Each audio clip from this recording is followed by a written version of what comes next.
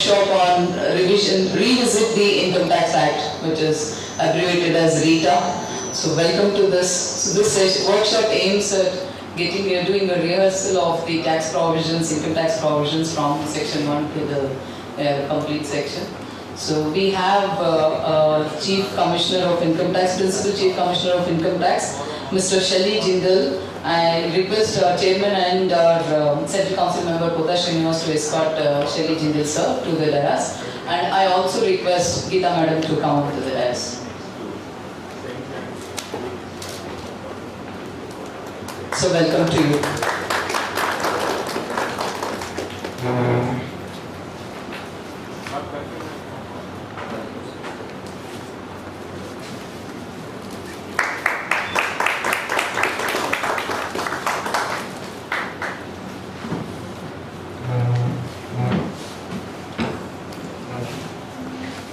I request our Chairman Pramod Aregge to give the welcome address.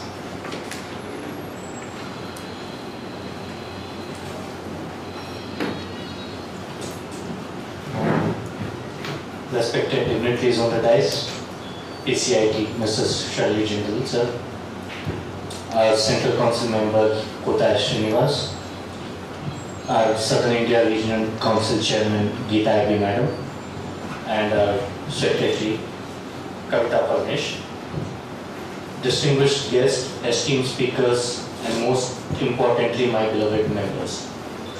It is with a great enthusiasm and pride I welcome you all to this pivotal event, which we physically convened for the first time post-pandemic to delve into an intensive 84 hours exploration of Income Tax Act 1961 under the initiative of RITA, Reinvent Income Tax Act. Someone asked me, why do you want to reinvent income tax now? So the answer was, we are not reinventing from its old shape, but you see there's quite a lot of changes, dynamic updates which are happening on a daily basis. And each Income Tax Act itself, when we were just discussing about our event as well, we were even looking at what are the quantum of updates which are happening on a daily basis. And one of the most important hot topic is trust. When we talk about trust, 2 pages Act has gone into 8 pages amendments. So that was the quantum of changes which has happened, and it is an ever economic loss. And today's event is just not an academic exercise. It's also a call for an action for all of us to think critically and how we can adapt and evolve our practice to a better way and to meet the challenges of this complex landscape act. The insights and knowledge shared here will not only equip us to understand but also influence the future trajectory of the tax regulation and the compliance system in India. And I am happy that our PCIT Shelly Jindal ji immediately accepted our invitation, and I am grateful to you sir for accepting our invitation and being the chief guest of the day. Also, I think this whole program credit, I should give it to our Central Council member, Kota Srinivas, who meticulously drafted this and saying that what needs to be there, what is the act, and supposedly he is the Vice Chairman of the Direct Tax Committee as well. So at least what is going on with Council, what requires an immediate attention, and taking this to our members in Bangalore. So with this, I warmly welcome all of you for this event. Let's ask those critical questions, and we have 42 speakers who will be taking these sessions who are well versed in this field. So let's make utilize of this opportunity and learn, and let's see how we can reinvent income tax again. With this, I would like to welcome you all and hand it over to the Secretary. Thank you. Thank you, Chairman. It's my pleasure to introduce our Chief Guest, Sri Shelly Jindal. He is the Principal Chief Commissioner of Income Tax Karnataka and Goa region since 2024. He is an IRS officer from 1988 batch. He is a native of Bijnor, UP. He has done BTech in Electrical Engineering from Govind Ballabh Pant University of Agriculture and Technology. from agricultural BTech to income tax, what a change, sir. He has pursued Masters MTech in Power Systems from IIT Delhi and LLB from Meerut University. No connection to income tax in any way, but yeah. He worked in different capacities in the income tax department in UP, Ahmedabad, Gujarat, Mumbai and Indore. Before being posted as Principal Commissioner of Income Tax, Chief Commissioner of Income Tax in Goa, then in Karnataka and Goa, he was posted as Chief Commissioner of Income Tax 11, Mumbai. Apart from that, he was also given additional charge of Member 3 of Interim Board Settlement 5 and 6 of Mumbai. So, it's an honor to have you here, and ladies and gentlemen, it's a pleasure to present to you Sri Sally Jindal, IRS Officer. Welcome to you, sir. We'll now inaugurate the event with the lighting of the lamp. I request the Chief Guest to come forward to the dais, and also our MC members to come onto the dais.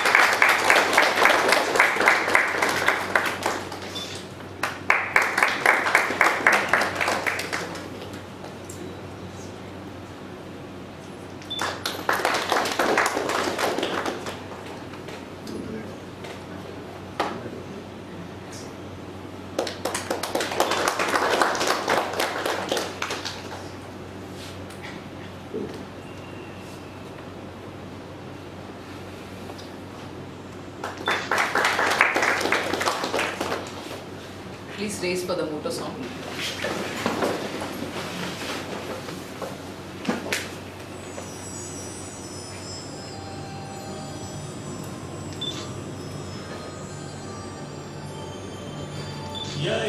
यशस्वप्नेषु जागृति यशस्वप्नेषु जागृति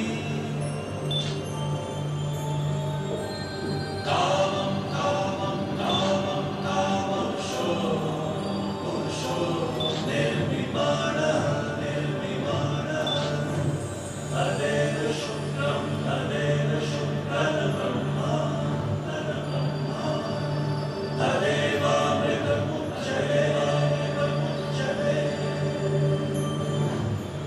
तस्मिन् लोकः तस्मिन् दोषः सर्वे तनूनात्यपि कश्चन एतद्वैता एतद्वैता एतद्वैता एतद्वैता एतद्वैता एतद्वैता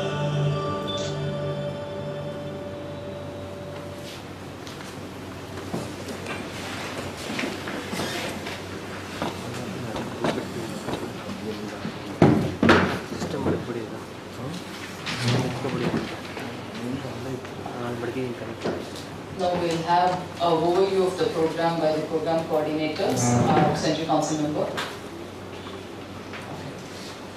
Yeah, we'll have our address. We'll have address by SIS Chairperson C. Geeta.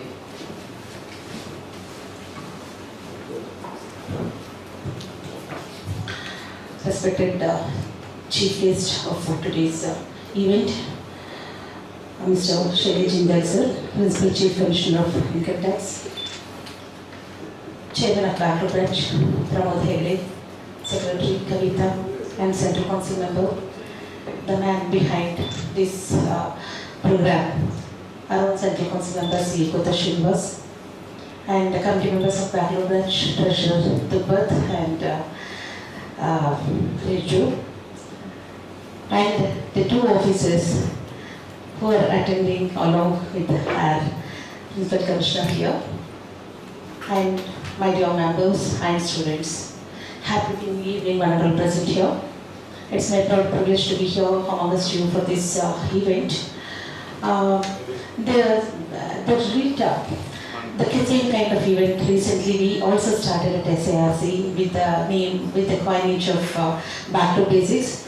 Why this program we are doing across South, I can see so many other branches also started doing, especially Income Tax Act, because the Income Tax Act is the core subject of our profession, not only for students, even for members also. And that too, it's evergreen subject, and it is becoming more and more interesting with the challenges it is posing us and the interesting case laws we are facing. So it's much more required nowadays. We have to update our knowledge. And why this Back to Basics or the RITA? Because we have to unlearn and relearn and learn the new things with amendments. And so many members would have forgotten, would have, they would like to touch the basics. So for such kind of people it is much more required. And when we started at Chennai, we thought of starting it virtually, and later we started it physically, and it is also received well. So many thousands have been attending, and on the top of it, Chennai has traffic problem. The traffic has been diverted at Chennai near our institute, but still members are coming all the way for attending these kind of programs. As I said, initially we thought of doing it virtually so that it cross across South, all the members throughout South, but later because of some limitations we couldn't go with a virtual seminar, and so that's why we started physical seminar. But here Bangalore branch is kind of doing 84 hours in detail, depth of the program. But we have designed it for 33 hours, 11 days. It's but Chennai traffic and all, it's okay, because otherwise it would be difficult for them to come all the way for all the days to attend the program.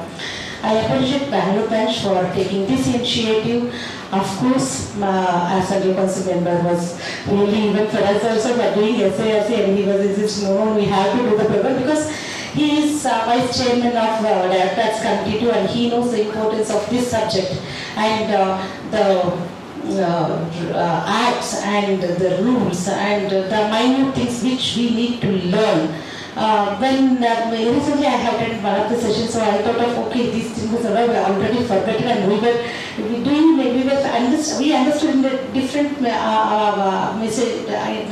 different way of understanding, and we were doing the things. But still, when we go through, and when they were discussing about the case laws, and at the end of the session they were taking the question and answer sessions also. Okay, so many things are there yet to learn. So these kind of sessions are really more educative and enriching knowledge to one another. So I thank Bangalore branch for taking this initiative.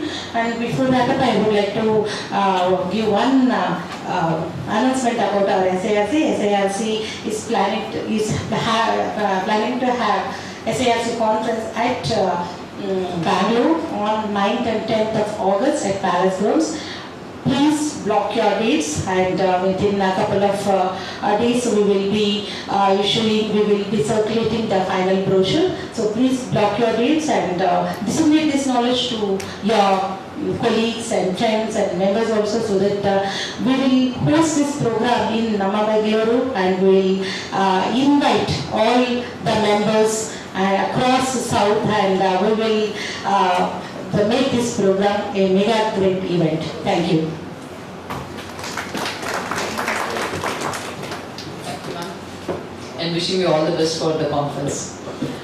Now it's time to hear from our Central Council member, Kothayya Srinivas. So over to you.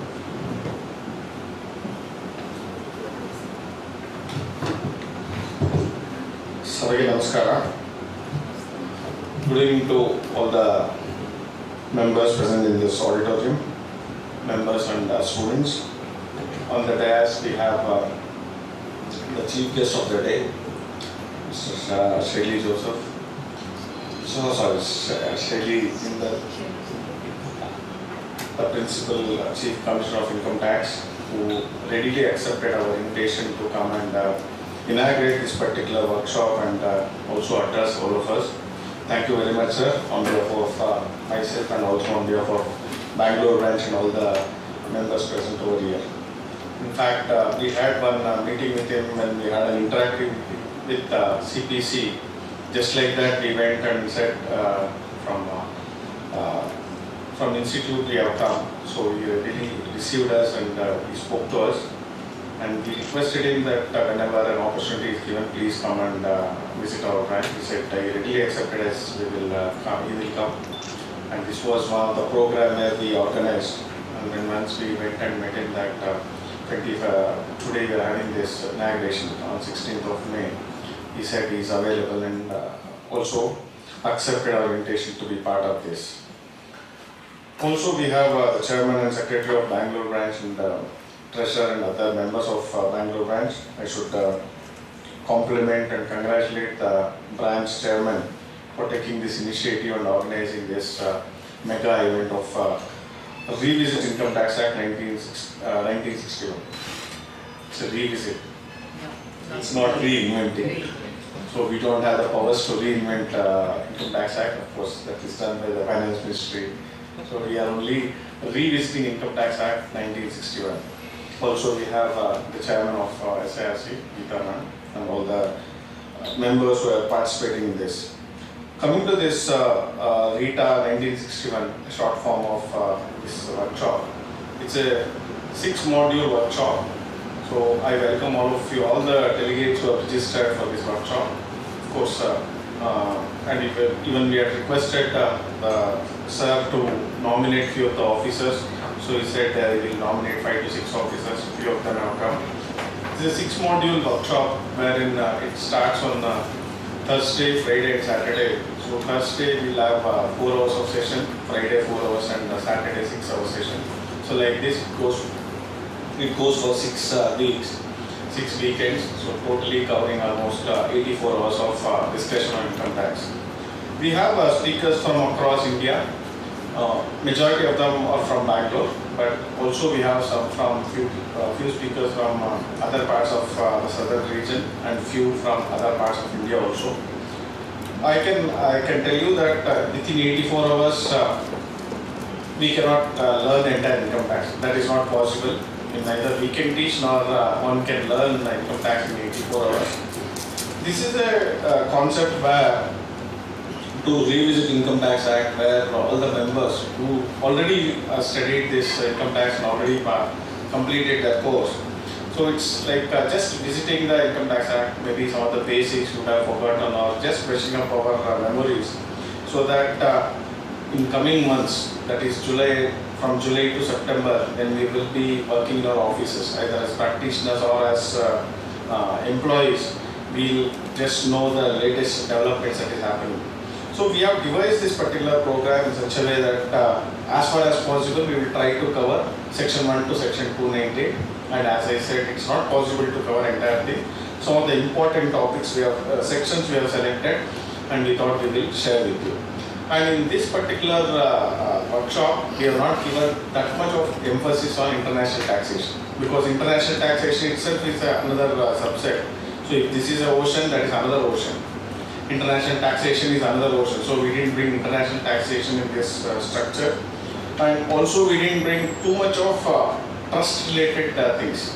We have certain topics, but again trust, it is another stream where a lot of things has to be discussed. Charitable and religious trust. We will be dealing with those things, but not in detail. Maybe I can request chairman to have 1 or 2 days seminar exclusively for trust related things, so that will be more interesting. So how we will progress is, as I said, Thursdays we'll have 4 hours, Friday 4 hours and Saturday 6 hours. So today after the inauguration, after listening to the chief guest, we'll be having 2 sessions. One is we will be covering section 4, 5 and 6 of the Income Tax Act, which will be done by CA Prashant K. Before that, there is a topic called Income Tax Law as applicable for assessment year 24-25. It so happens when we keep on filing the returns, we forget what is the provisions applicable for 24-25 or what is the provision applicable for 23-24. So a small attempt has been made to just tell you people that what is applicable for 24-25, so that we will not forget that I will be taking that particular session. Tomorrow we have divided this section 9. Section 9 is also very important section and a very big section as such. In two parts we are discussing that section 9. That will be dealt by CA Chaitanya, who is from Tirupati, and CA Prasanna Krishnan, who is from Chennai. And the third day we have 4 sessions, but there are 2 speakers. First half, that is 3 hours, we will be talking about important exemptions under section 10. Of course, section 10, all of you must be aware, almost it goes up to 1050. So in between, if you have 10, 1010A, 1010B, 1010D, almost 100 exemptions will be there in section 10. So we are not covering all those exemptions, important exemptions under section 10. Then trust related registration and exemption provisions, taxability provisions including accredited income, that will be dealt in the afternoon, that is on Saturday, post lunch 3 hours.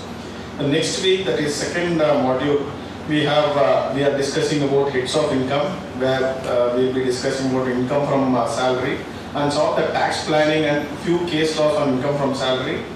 Then the next Friday, that we will be discussing on income from house property and some of the tax planning and important case laws on and income from house property. Saturday we have on business income.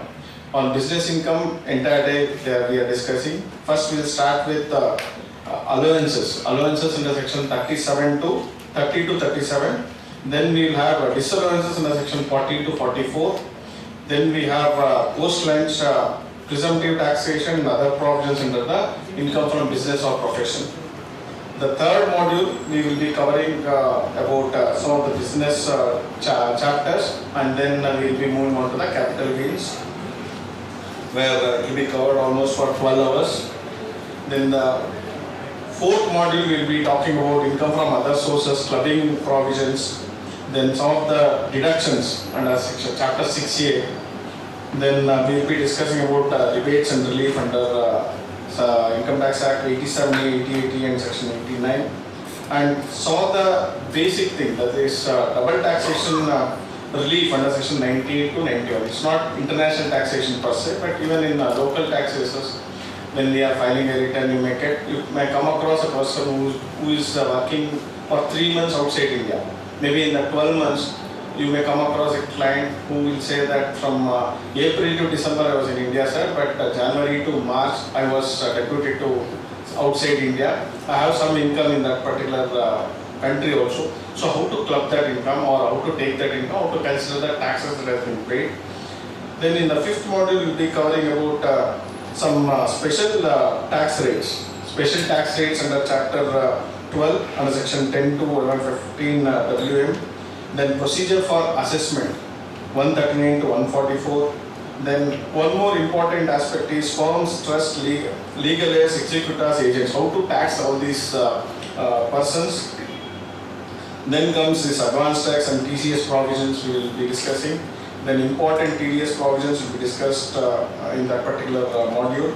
Then also we will be discussing about interest provisions under the Income Tax Act 234A to 234G, like that, and also the refund, interest on refunds we will be discussing. The last module, that is module 6, we will be discussing on search and seizure provisions. Then income escaping assessment of section 147 to 151 will be discussed. Then faceless assessment, which is the order of the day, like all of us facing that faceless assessments.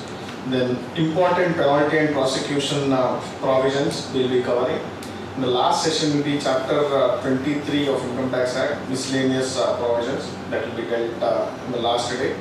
Then last day, post lunch, we have 2 brain trust session where we will be getting some expert or experienced speakers who will share entirely about the Income Tax Act. So this is how this particular 6 modules have been designed. It starts from today and it will end on 22nd of June 2024. So 6 weekends. So I hope all of you will be attending this particular program. In I think almost 50 to 55 people have registered for this all modules. This we had done 3 years back. I don't know how many of you had attended this. 3 years back, Bangalore West did this, and we feel that once in 2 or 3 years, this basic thing has to be redone so that many of the members will be benefited. So with this, I wish that this particular conference workshop will be benefiting to each and every one of you, and you people will be enriching your knowledge at the end of the 6 modules. Thank you, one and all. So I'm sure members will take advantage of this. It's time, the most important and awaited event of the day. We have address from our chief guest, Shelly Jindal sir. So over to you.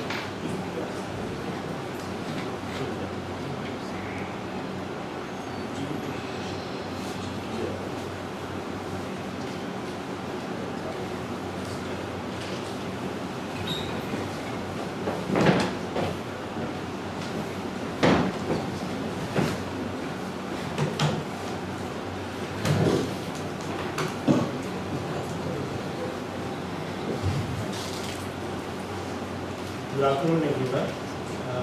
Dignitaries on the dais, Chairman Pramod Ji Hegde, Srinivas Ji, who is Geeta Madam, and Kavita Madam, who are on the stage on the dais, and participants who are all eager to take benefit of this workshop or revisit Income Tax Act. First of all, as we all are aware that income tax has been amended umpteen times since its inception, and there is always a kind of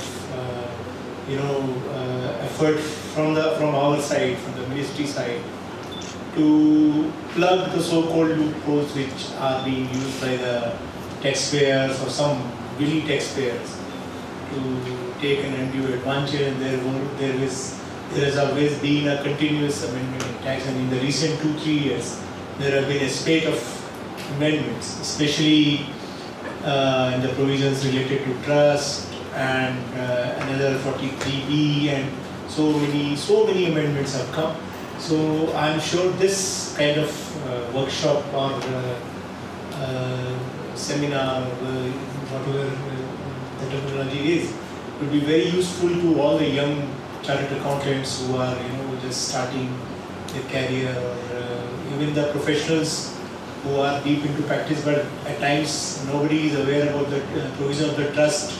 And when you go to the act, you open the act, you find that so many provisions have already changed. I mean, I was Commissioner Exemptions in Mumbai for 2.5 years, from 15 to 17.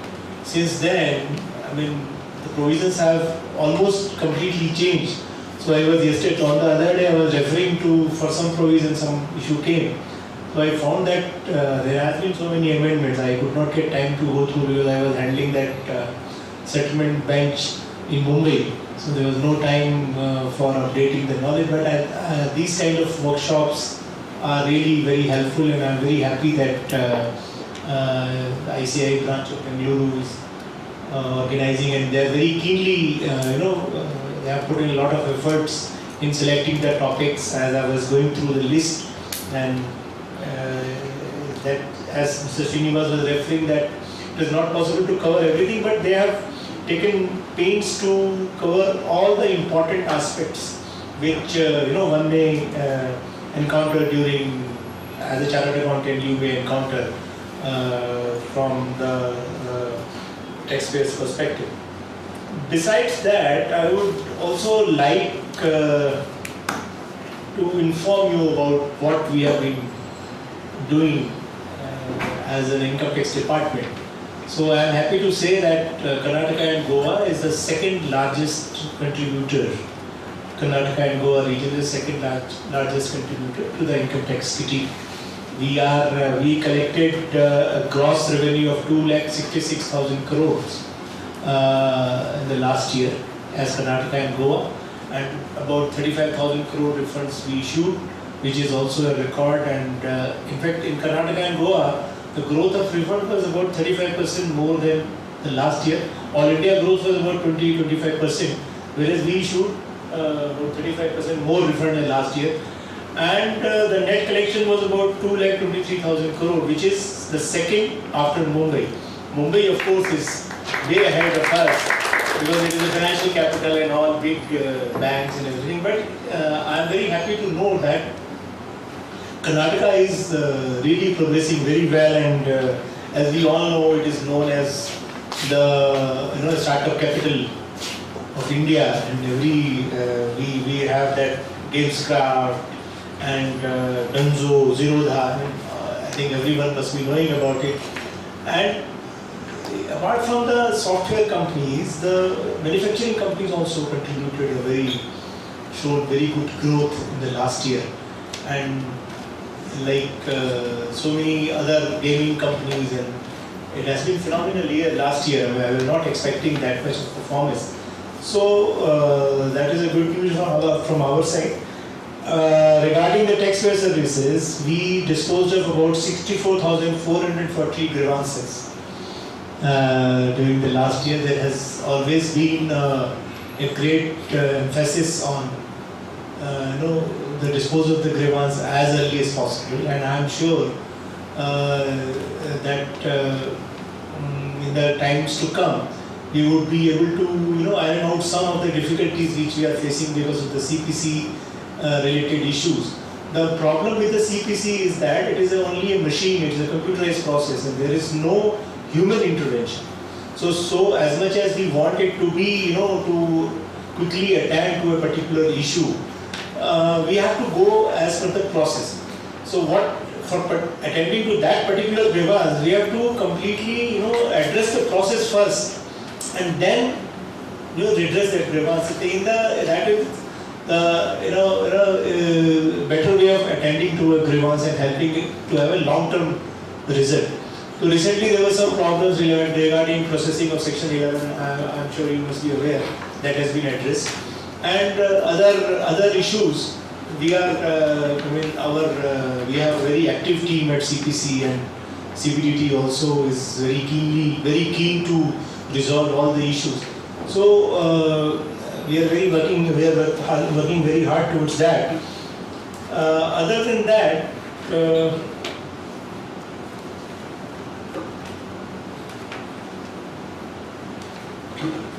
I would also request the ICAI and you chartered accountants who are to keep on giving suggestions for for improvements in the provisions of the Act, for improvement in the processes. If you have any kind of grievance, please do bring it to our notice. If there are any complaints, any kind of behavioral issue you are facing with our authorities and from anybody in our office, please do bring it to our notice. Otherwise, it helps us to improve our functioning and day-to-day working.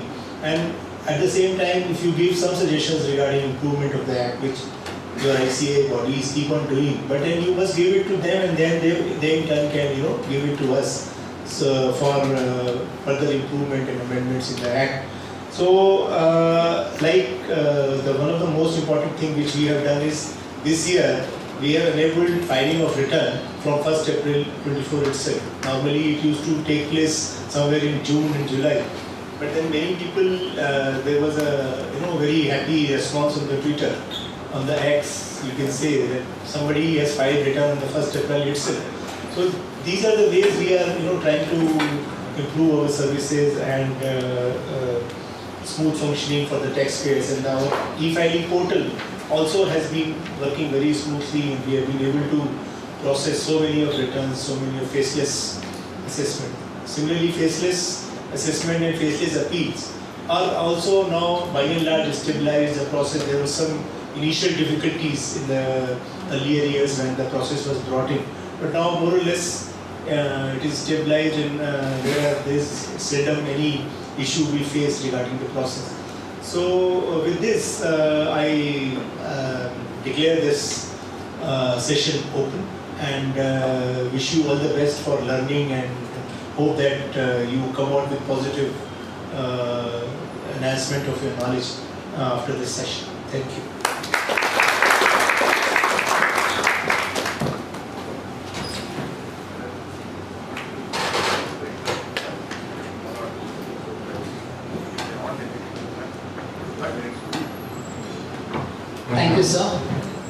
Definitely we will consider your request, and ICA as professionals we are always having some of the suggestions, and we know the practical difficulties. We will definitely give it to you, sir. Thank you for that. If members, if there are any questions which you would like to float up to the chief guest, you could, anything on the system and those kind of things specific, not the case specific. Suggestions also, if you have any suggestions, you can put it across to the chief guest here. We have the principal chief commissioner. So if you are facing any issues or if you want to even compliment the income tax department, you can do it so that they will feel happy. Apart from complaints, Complaints or compliments. compliments are also welcome. Of course, nowadays for the faceless, we The often complaints are come to more. the Complaints are more, eh? often come to the department. So that's one thing. That's very less. So Interaction has if become anybody more- has got anything to say, you can. Sir is not answered out from agriculture to income tax. Agriculture. Agriculture account. Agriculture. Madam is saying out from Education. What? Agricultural income tax. No, sir, you are from education. Profile. He's BTech, he's BTech. See, there is a GB Pant University of Agriculture and Technology. So it has engineering colleges as well as agriculture college as well as veterinary college. It's a big campus down in the Nainital near Rudrapur. It was established way back in 1960 with American aid, and the college, and it's a beautiful campus, vast, and the main activity, it has been a very big center for development of seeds and all, that is the agriculture part of it. But the engineering college there is also from 1966. So it is a very well established college. No, the question was, how did you come from agriculture background? From your not agriculture, education, I am an electrical engineer basically. And, from there to the taxes. and then I went to do masters in technology from IIT Delhi.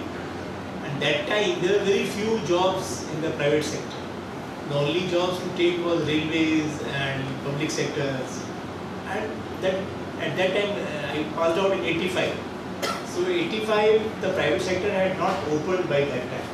Rest of the jobs which were available were oil companies, National Thermal Power Corporation, maybe railways, which for which the UPSC conducts a separate exam, engineering services.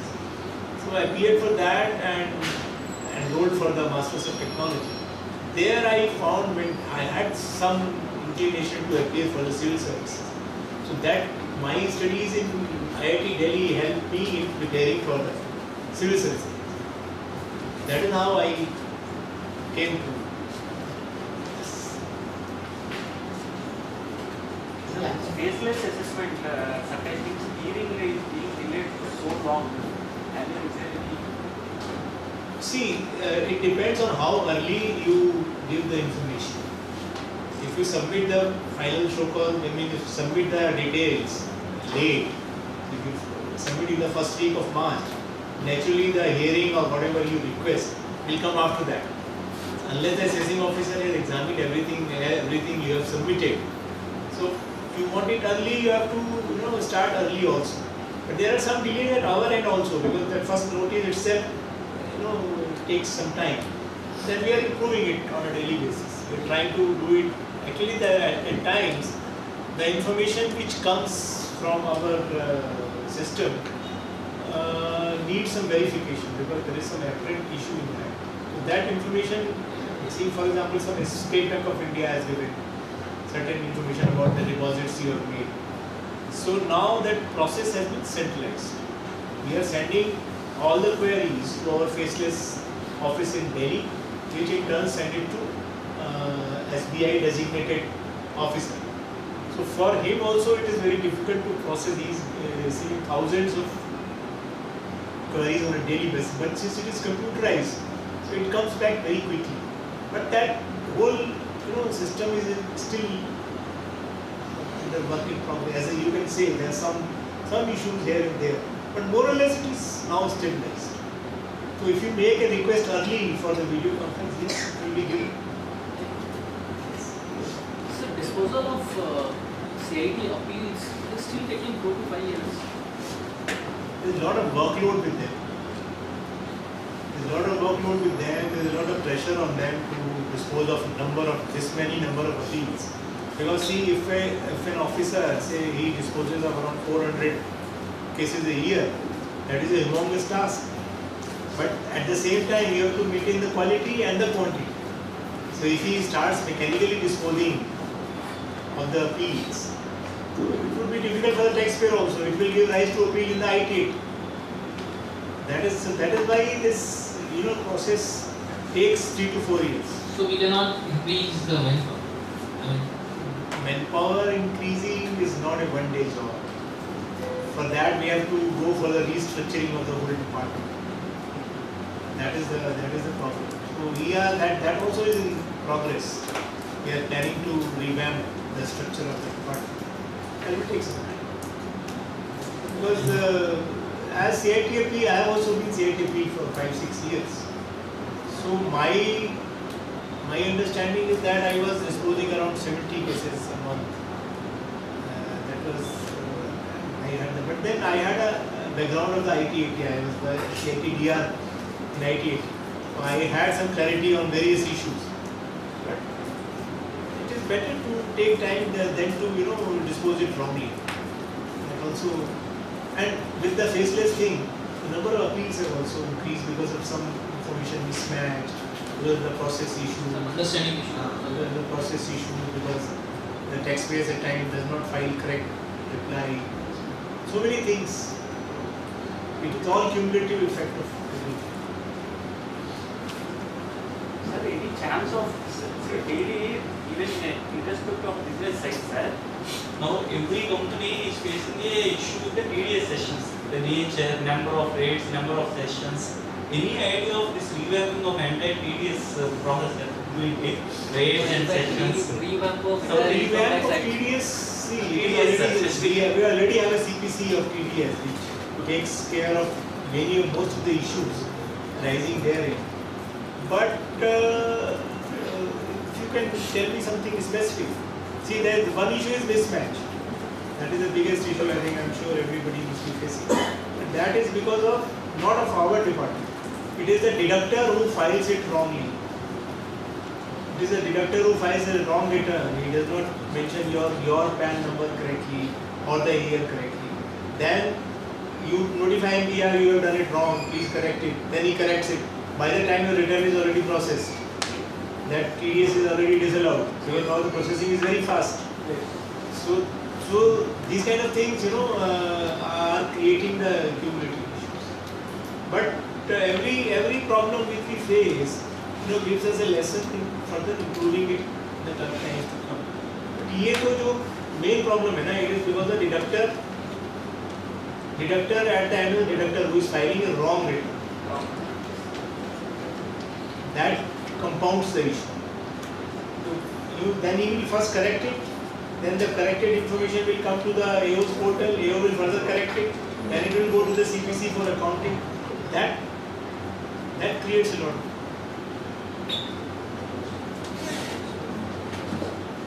Thank you so much, sir, for answering all our queries. Thank you. We have a felicitation for you, sir, so we request you to come forward to the dais, sir. And I request our MC members to come up. Rejo.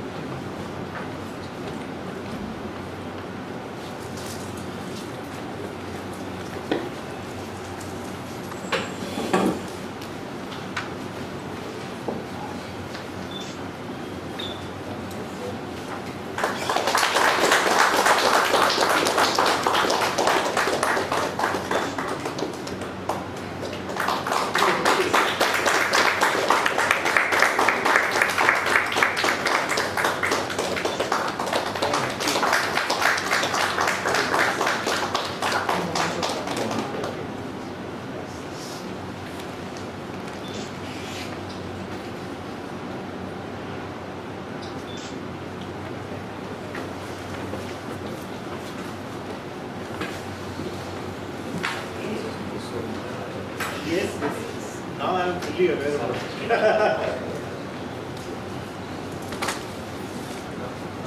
Yeah, I would like to take this moment to wholeheartedly thank our Chief Guest Shilly Jindal sir for consenting and being here in his busiest schedule.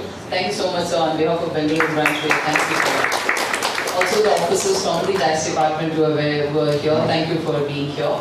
I thank our Secretary Council member Kota Srinivas for scheduling this entire event. Thank you sir for being here also. And SRC Chairperson CA Geeta AB for gracing this occasion. And members, thank you for actively participating and registering for this course and then taking up. We thank you. And the next session will follow. Please be here. Thank you. Thank you.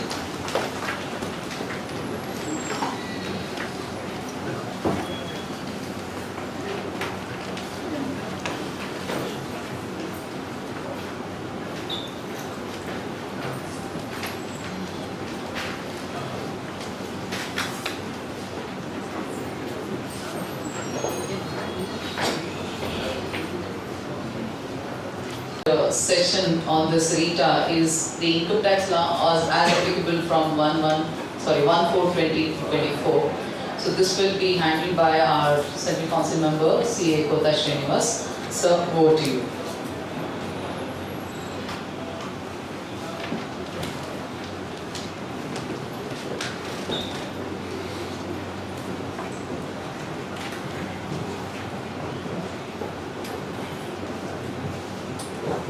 So good evening members, once again welcome to this series of workshop on RITA, which is Revised Income Tax Act 1961. Let us start with the first technical session. So this I should say a curtain raiser for the entire workshop. I just thought that let me discuss with the basics of income tax law as applicable from 1/4/24 or as applicable for assessment year 24-25. So what we are going to discuss today is the scheme of taxation, tax rates as applicable for assessment year 24-25. Some of the rebate and surcharge, some changes have happened that we will be discussing, and some of the important amendments that happened in the year 2023, which will be applicable for assessment year 24-25. So the schemes of taxation, as all of us are aware, there are two schemes of taxation. One is OTR and one is NTR. So NTR means new tax regime and OTR means old tax regime. If I say NTR, all of us will remember that, so I have kept that as NTR. So NTR is a new tax regime and OTR is a old tax regime. And earlier to assessment year 24-25, there was an option to select either OTR or NTR. But from this assessment year, NTR has become mandatory. So if you want to go for OTR, you have to apply for that. Otherwise, income tax will assume that this is NTR is one which you are going to file the return of income. Probably I was thinking when this 115 BAC was introduced that after 2-3 years this OTR will be vanishing. But somehow still this government has not done. I hope after these elections, when they come with, if they come with full majority, the order of the day will be NTR only. Now I don't think so. The government is keen on continuing with OTR. So old tax regime and new tax regime are the two schemes where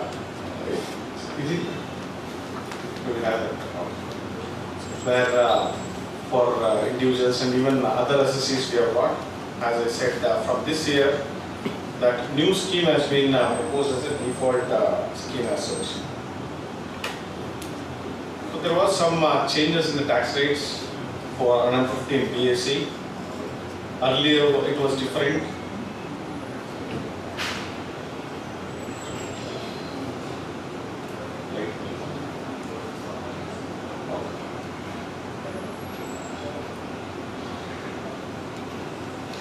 Earlier it was the basic exemption was 2,50,000, as all of us are aware. Every 2.5 lakhs there was a rate difference was there, and we had 5, 10, 15, 20, 25 and 30 was there. Now it has been changed. Now the new, it was almost 7 slabs were there, 115 BAC for 23-24 assessment year. For 24-25 assessment year, it's only 6 lakhs, where it operates with a cap of around 3 lakhs. So up to 3 lakhs, it is exempted nil. So 3 lakhs to 6 lakhs, 3 lakh 1 to 6 lakhs is 5%. Then every 3 lakhs, from 6 lakhs to 9 lakhs is 10%. 9 to 12 lakhs it is 15%. 12 to 15 lakhs is 20%. 15 lakhs and above is 30%. So we don't have that 25% slab in 115 BSc. Then tax rates as applicable for 24-25 under NTR for other than assessees, that is individuals. Because one more thing I would like to say in this new tax regime 115 BSc, earlier it was applicable only for individuals and HUFs up to assessment year 23-24. Now they have included a few more persons in that particular definition 115 BSc. Apart from individuals and HUF, even AOPs they can claim this particular thing. Even BOH, body of individuals, can claim this. Even artificial juridical person. All these 5 SSCs are covered under 115 BSc from assessment year 24-25, and they can apply this particular slab. Tax rates for other SSCs, of course, 115 BA, it was there earlier also. It continues for 24-25. Domestic manufacturing company, which is set up in a periods that has been given at the rate of 25%. Then domestic manufacturing company, 115 BAA, others, we have 22% rate of taxation. Then we have a special rate of 15% for domestic companies, were set up and registered on or after 1st of April 2019, but before 31st March 2014, and commences manufacturing of article or thing. So any company which is into manufacturing of article or thing, domestic company, registered and commencement of its operations between this period, that is 1st of October 19 and before 31st of March 2024, they can opt for 15% rate of tax. Then for cooperative societies, hitherto we had only 115 BAD, where you could have charged tax at 22%. Now there is one more section that has been introduced from 24-25, 115 BAE, which is set up and registered on or after 1st of April 23 and before 31st of March 2024, and commences manufacture of article or thing. Like domestic company which is into manufacturing, even there may be a cooperative society which are into manufacturing of articles or thing. In the status of cooperative society, they are into manufacturing of article or thing. So there also there is a rate of 15%, similar to that of domestic company. So then coming to the old tax regime, there is no change in the OTR rates that was prevailing earlier. Even 24-25, the same thing continues. There are 3 categories for all individuals up to the age of 60 years. Then we have senior citizens, and then we have super senior citizens, that is age above 80. So up to 2.5 lakhs is exempted. Then we have 5% slab, then 20% and 30%. 2.5 lakhs to 5 lakhs it is 5%. 5 lakhs to 10 lakhs it is 20%, and 10 lakhs and above it is 30%. Of course, there is no change in this rates as it was prevailing in the for assessment year 23-24. Then tax rates under the old regime for firms or local authority it is 30%. Then for domestic company where the turnover is less than 400 crores it is 25%. Where the turnover is more than 400 crores it is 30%. And foreign companies it is 40%. For cooperative societies there is a slab rate up to 10,000 it is 10%. 10,000 to 20,000 is 20%. And above 20,000 it is 30%. Then this is one comparison of taxes between OTR and NTR. If say suppose an individual is having this particular income, say under NTR what will be the taxes, under OTR what will be the taxes. Its income is 20 lakhs, so if you have calculated that up to 3 lakhs what will be the taxes for under NTR and what will be the taxes under OTR. So some of the slabs, like if you see the second line, 6 lakhs, in India up to 3 lakhs is exempted. Next percentage is 5%. So 3 lakhs to 6 lakhs is 5%, so they have calculated 15,000. But when it comes to OTR, to up to 2.5 lakhs it is exempted. So 2.5 lakhs to 5 lakhs it is 5%, 5 lakhs and above it is 20%. So when I say 6 lakhs, 5 lakhs to 6 lakhs is 1 lakh, where it will be charged at 20%. So like that it has been calculated. So for 20 lakhs in NTR it will be 3 lakhs, the total tax liability. In OTR it will be 4,22,500. So today it will be beneficial if you say that a person is having 20 lakhs of income. NTR will be beneficial, where he will be paying almost 1,12,500 less taxes. But we have to see other things, what are all the deductions that are available for a particular person, how much he has claimed. Based on that, one has to take a decision. Then special rates of taxes as applicable for assessment year 24-25. Here also there was no changes in the tax rates compared to 23-24. 24-25 also is almost same. So just to remember all those things, long-term capital gains chargeable to tax under section 112, it is at the rate of 20%. Then long-term capital gains under section 112A. So you know which are all the capital assets which is eligible to be taxed under section 112A. Equity shares in a company, then units of an equity-oriented fund and units of business trust under section 112A with a basic exemption of 1 lakh. So whatever the long-term capital gains assessee earns, first 1 lakh will be exempted, beyond that it will be 10%. Similarly for these type of assets, if it is not a long-term capital asset and if it is a short-term capital asset, means transferred before 12 months. So any asset held for more than 12 months will become a long-term capital asset, all these type of assets. If it is held for less than 12 months, it will be considered as a short-term capital asset. It will be taxed under section 115A, the tax rate is 15%. Then these are some of the other common, maybe we may come across winnings from lotteries, crossword puzzle, that is casual income, and 15 BB, which will be charged to tax at the rate of 30%.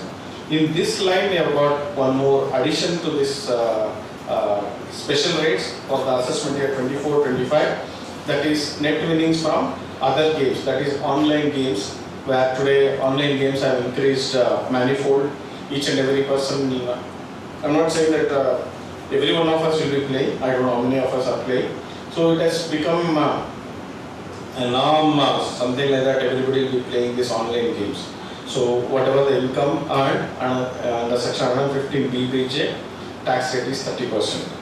Then deemed income under section 68-69, this is also continuing, 115 BBE, it will be charged to tax at the rate of 60%. This 60% is the basic rate, then of course, you know there is a surcharge of 25% and then assess is also there. So this is with respect to the tax rates that was there, tax rates that is prevailing for assessment year 24-25. Now coming to the rebate and surcharge that is applicable for assessment year 24-25. The old tax regime, as all of you are aware, the rebate was tax payable or rupees 12,500, whichever is less. So 12,500 or tax payable, that is the tax payable liability you have to arrive, and 12,500 whichever is less. But one thing is, the income of the assessee should be less than or equal to 5 lakhs. So whenever a person is filing a return under OTR, the income, gross total income should be less than 5 lakhs. Then only they will be eligible for claiming this 87A rebate, and the amount of rebate is actual tax liability or 12,500, whichever is less. When it comes to new tax regime, the tax payable or rupees 25,000, it's almost double of OTR and NTR, double of that. So 25,000 or tax payable, whichever is less will be the rebate available for assessee filing this return under NTR under section 87A. And here the limit for OTR was income up to or less than 5 lakhs. For NTR it is gross total income is less than or equal to 7 lakhs. So up to 7 lakhs, a person who is claiming the or filing the returns under India, up to 7 lakhs of income, he can claim the rebate under Section 87A, and also he will get more rebates. One more thing is there in the surcharge with respect to, rebate with respect to India. There is a marginal relief. So we would have seen marginal relief in so many other surcharges applicable for other assessees. Here also, if it is more than 7 lakhs, there is a marginal relief. So whatever the income exceeding the 7 lakhs, that should not be more than the tax liability. So that marginal relief is there available for rebate under Section 87A in case of India. Now rebate and surcharge for assessment year 24-25 under OTR and India. As we know, up to 50 lakhs there is no surcharge.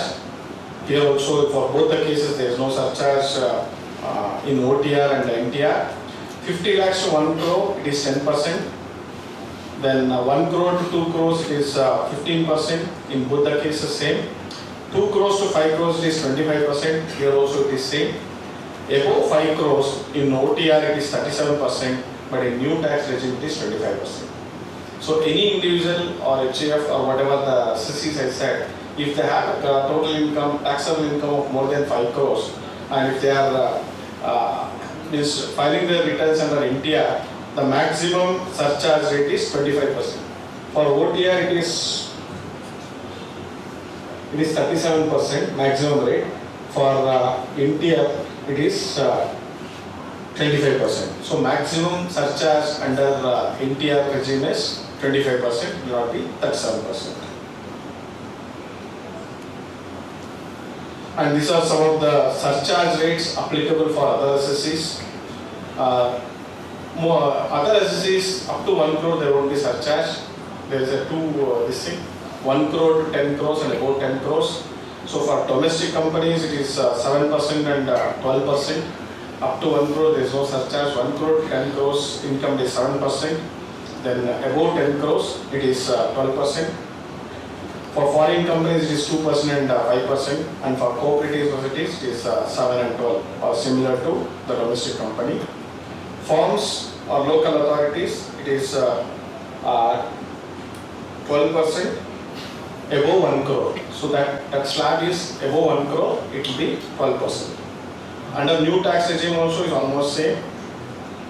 115 BA it is 7% and 12%. 115 BA and 115 BAB it is 10% above 1 crore. And BAD and BA, that is for cooperative societies, it is 10% above 1 crore. Others it is 7 and 12%. So now moving on to some of the important amendments that has taken place in the Finance Act 2023, which will be applicable for assessment year 24-25. So one of the amendment is Section 9, where Section 918, all of us are aware that if a person resident receives any sum of money, so that will be considered as income deemed to accrue or rise in India, and it will be taxable in India. Any sum of money received by a resident. That was the law in 918.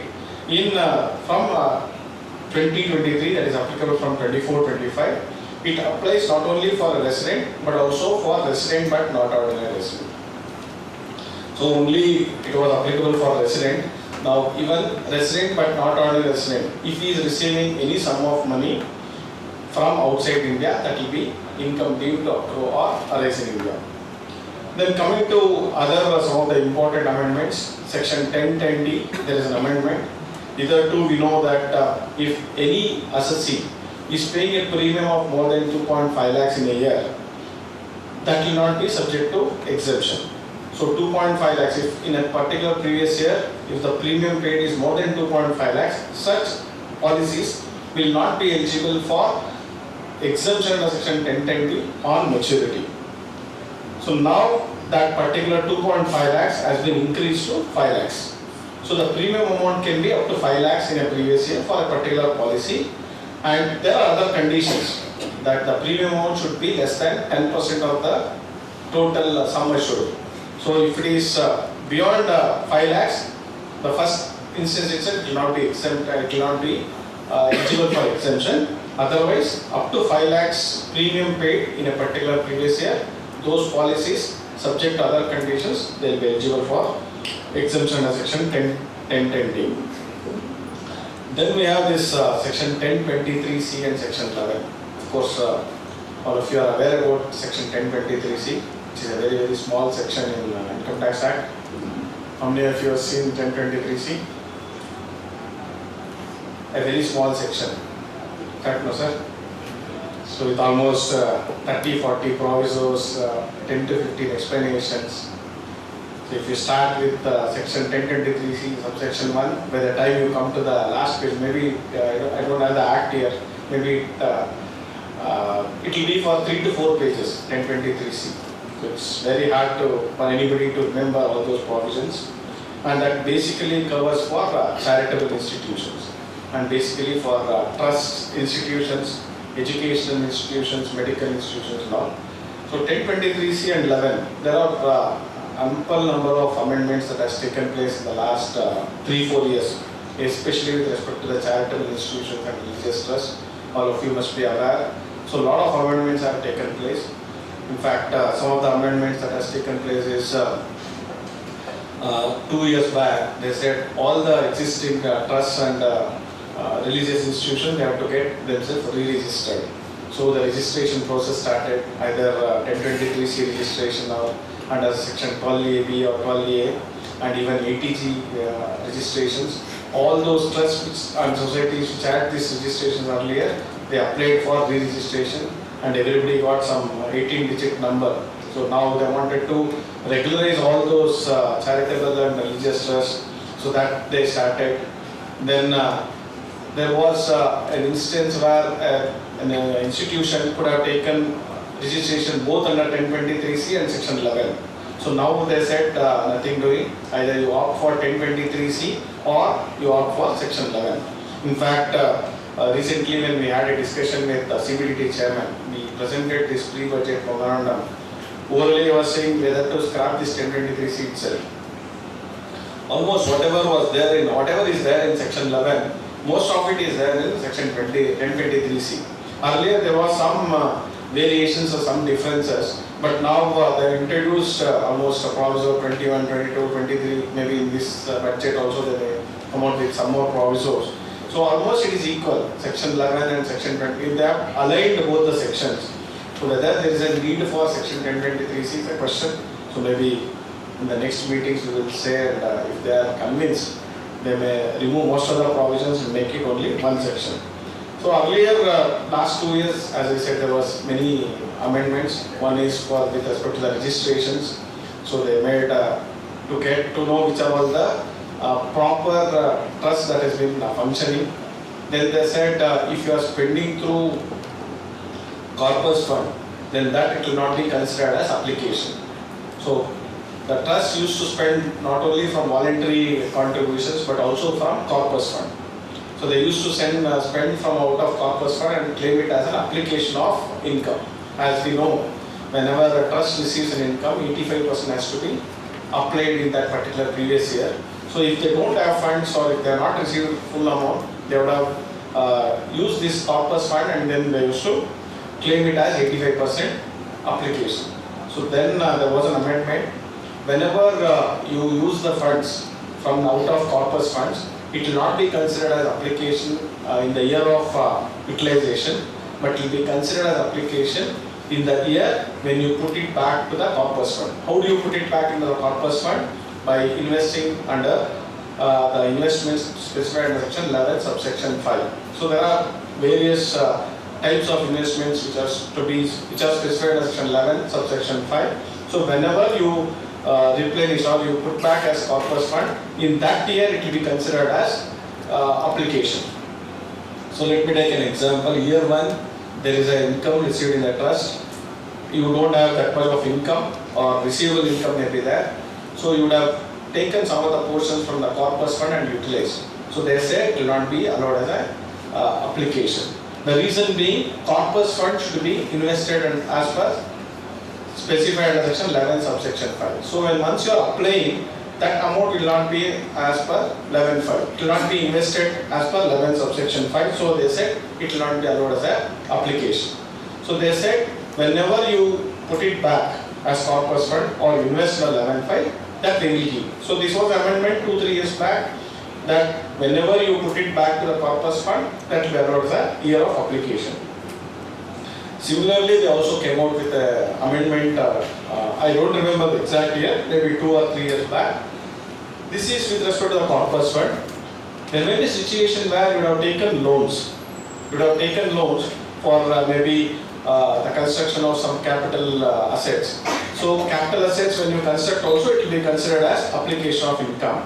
So there also, earlier they used to claim it as application. The amendment came in such a way that if you take a loan and do the application, that will not be considered as application until unless you repay that. Means the year of repayment, you claim it as an application. Till that year, don't claim it as application. That was the amendment earlier. But last year what they have done is, so this corpus fund and loan repayment. So they say within 5 years from the end of the previous year in which you have utilized that amount. That is year 1 you have utilized from the corpus fund. We are not treating it as an application. Within next 5 years, that is within year 6, that has to be replenished. That is to be put it in the corpus fund. Or if you have taken loan in year 1, within 5 years you have to repay that. Then only it will be considered as an application. 6th year or 7th year if you repay the loan, then that will not be considered as application. Even though you have spent that amount and it is a genuine expenditure, but you will not get it as an expenditure or application of that particular income. So recently, as I said, when we were discussing this, we suggested why this clause has come. Why this 5 years clause has come. And I also said, sir, there may be a situation where we may get for capital expenditures, capital investments, I may get loan for 10 years or 15 years. So it's not that within 5 years I have to repay. I'll be repaying after 5 years also. So what happens to that? So if I repay from 6th year, 7th year, 8th year, that will not be considered as an application.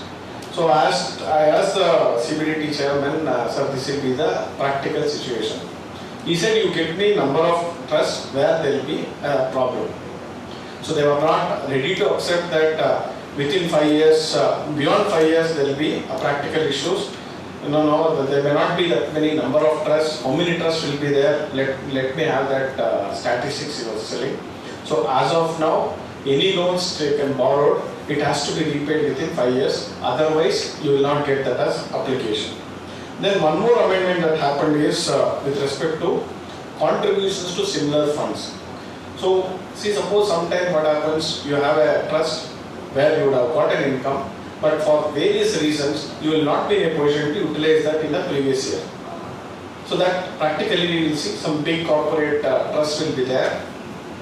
So what they do is either they may not have that much of people to go and utilize that particular amount. They identify some smaller trusts, so which will be having a similar activities, and they would have also got this exemption under section 11. So what they do is earlier they used to contribute that amount, donations, and these donations, whatever they have received in that previous year, if they are transferring, if they are giving that as a donation, that was considered as application. So it applies only for the previous year. So if you accumulate under section 11(2), you cannot give that as a donation. I think all of you must be aware of that. So previous year, whatever the amount I received, that has to be applied 85% in the previous year, in that particular year. So that, if you are not in a position to apply, you could have given to similar trust. So that also was considered as application of the income. But now they have made an amendment. If you give 100 rupees, they will say only 85% is application. So the donation earlier it was 100. So if you give 100, 100 was a application. Now if you are giving 100 to other similar trust, for you it will be considered as only 85%. So that was the amendment. Then in section 11, there is Form 9A and Form 10. Form 10, you know, for section 11, subsection 2. where you have received the amount, and if you are not in a position to spend that 85%, you can accumulate that. Set aside that, and it can be used in the next 5 years. You should set aside, you should specify the purpose for which you are supposed to use it for the next 5 years, and you have to file Form 10 for that. And this you are supposed to file before filing the income tax return under Section 139(1). So that was the law. And there is one more Form 9A, where you would have received some amount in the previous year, but you are not in a position to spend, but you are spending before filing the return of income. You could have spent that and said that this amount is related to previous year, and you can file Form 9A. These things we used to do before filing the return of income, or before filing that audit report on maybe September 30th. Now, the last year, I think this started in 23 itself. Before 2 months for filing the return of income. So for all these trusts, the filing, what is the due date for filing the return of income? For trust? No. October. So 2 months before means August. Before 31st of August, we have to file this 9A and 10 to claim that exemption. So we cannot wait that we have time up to September 30th to complete the audit. All these things, if you are doing the audits of all these trusts, where by chance you have to file Form 10, you ensure that the audit will be completed much early, and in August you will file this Form 10. Then coming to some of the amendments in income from salaries, not much amendments are there. We know this Section 16 is a deduction that is applicable for all the assessees. 16(1)A we have standard deduction. This is OTR and NTR I have given. So there are 3 deductions which is applicable for OTR cases that the assessees who are filing under old tax regime. Standard deduction of 50,000 in entertainment allowance and profession tax. So in case of NTR, that new tax regime, all these deductions were not available. Earlier, all these deductions under Section 16 was not eligible for NTR cases. Now, from assessment year 24-25, 16(1)A is applicable. That is, standard deduction of 50,000 is applicable even for new tax regime assessees. So, if a person is getting a salary and he is filing his return under NTR, he can also claim this 50,000 as basic exemption. So the basic exemption was 3 lakhs for NTR. The first slab is 3 lakhs. Now it will become 3.5 lakhs if they have got a salary income.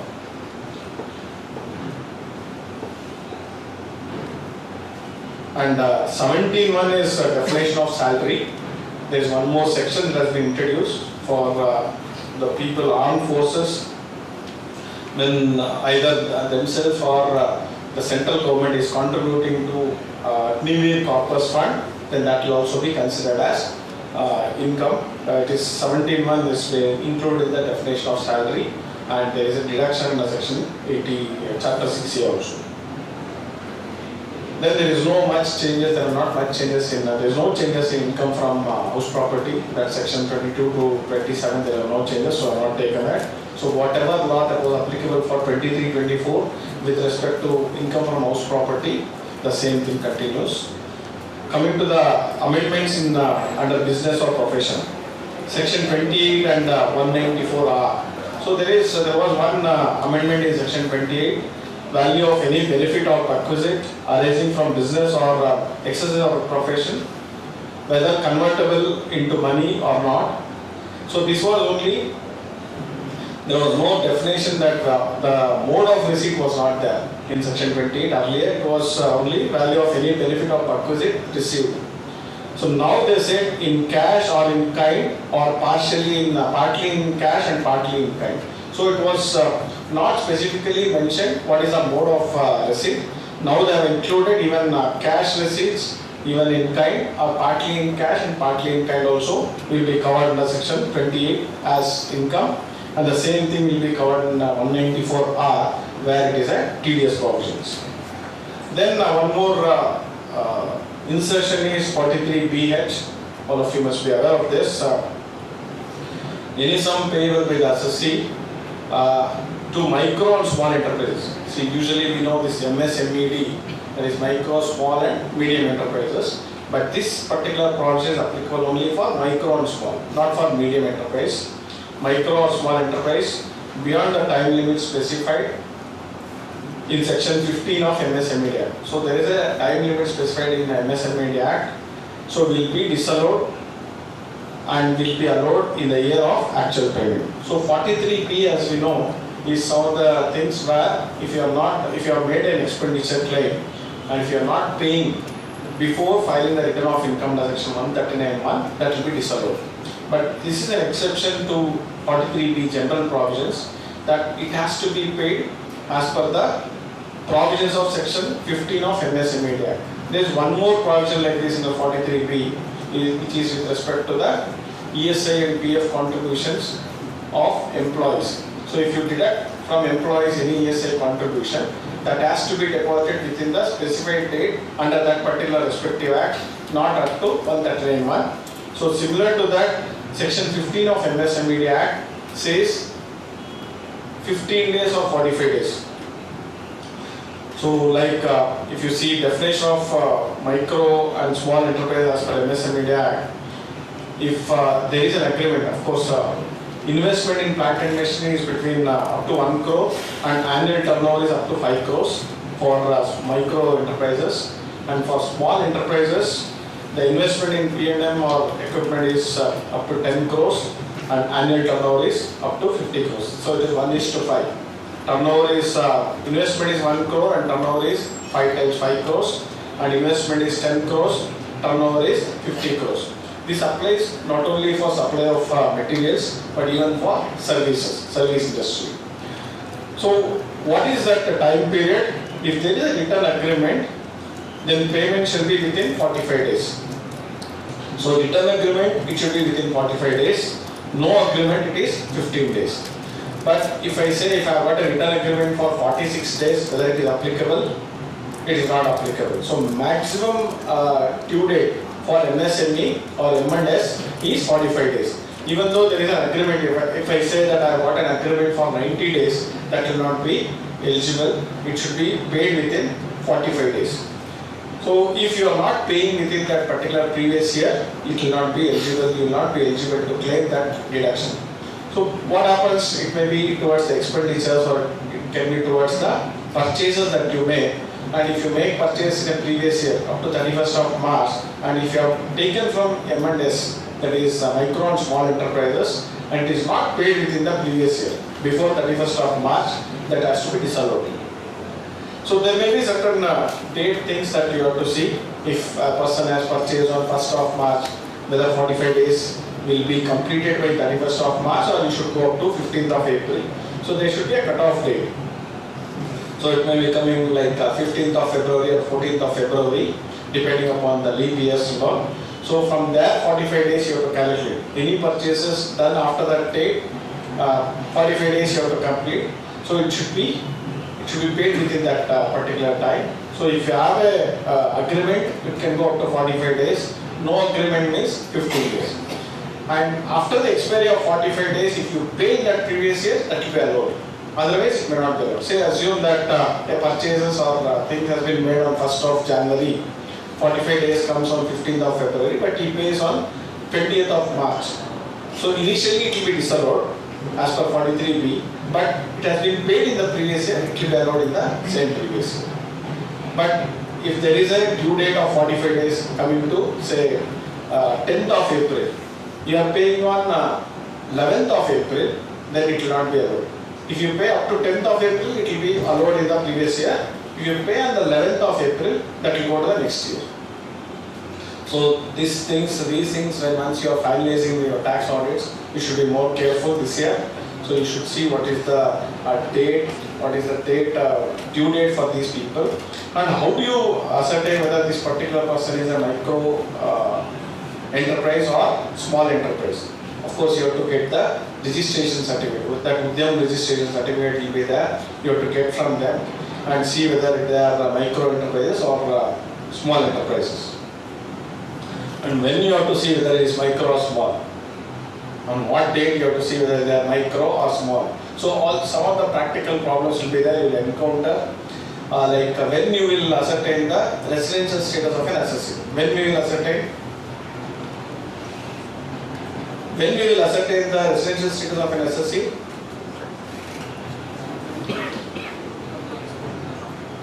When you will ascertain? After the end of the year. So that is first day of the assessment year. That is at the end of the previous year. Means first day of the assessment year you will ascertain whether this person was resident or non-resident, the status. But every day you are dealing with that particular person. You have to wait till 31st of March or you have to deal on that particular day.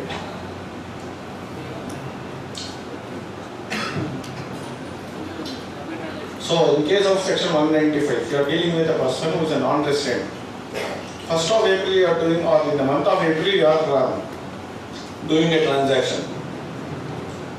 Assume that he will stay in India for 182 days.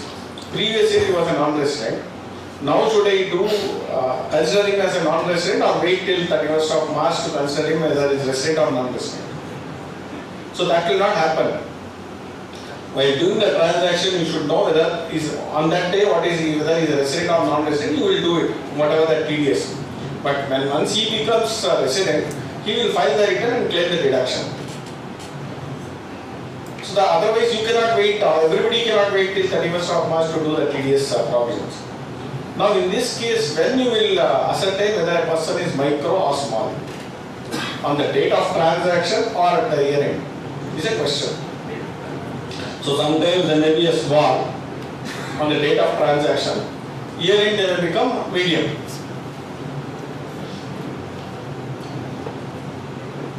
Reverse also can happen, no? From medium they can come back to small also. So how to do that? All these things are practical things. So that is for your homework, how to do it. Huh? What is the implication of that definition of micro to small and No. Small to medium means this medium it will not be applicable. Only it is for micro and small it is applicable. If the ones become medium, it is not applicable. And another question, so in case of advertising agencies, the usual credit period itself is 60 days. But No, if they are micro and small, whatever your credit period is there, it should be within 45 days. Chartered accountant's credit period is years together, not even months together. No? So that is not applicable. If you are an MSME, you will just register yourself and give to your client, this MSME, we are an MSME, so that they have to pay, otherwise it will be disallowed. That will not be applicable for traders too, sir. This micro and... So that's what, there is one thing that, we are not traders, sir. No. I was talking about the other policies. Yeah, that's what, there is one thing I read that it will not be applicable for traders. But MSME applies for everybody, right? So under one definition they said enterprises means as per Industry Development Act, they said it's only manufacturing industry. Somewhere I read that. But I feel when you are getting registration, even for traders MSME registration is there no? Then how can you say that it's not applicable is my question.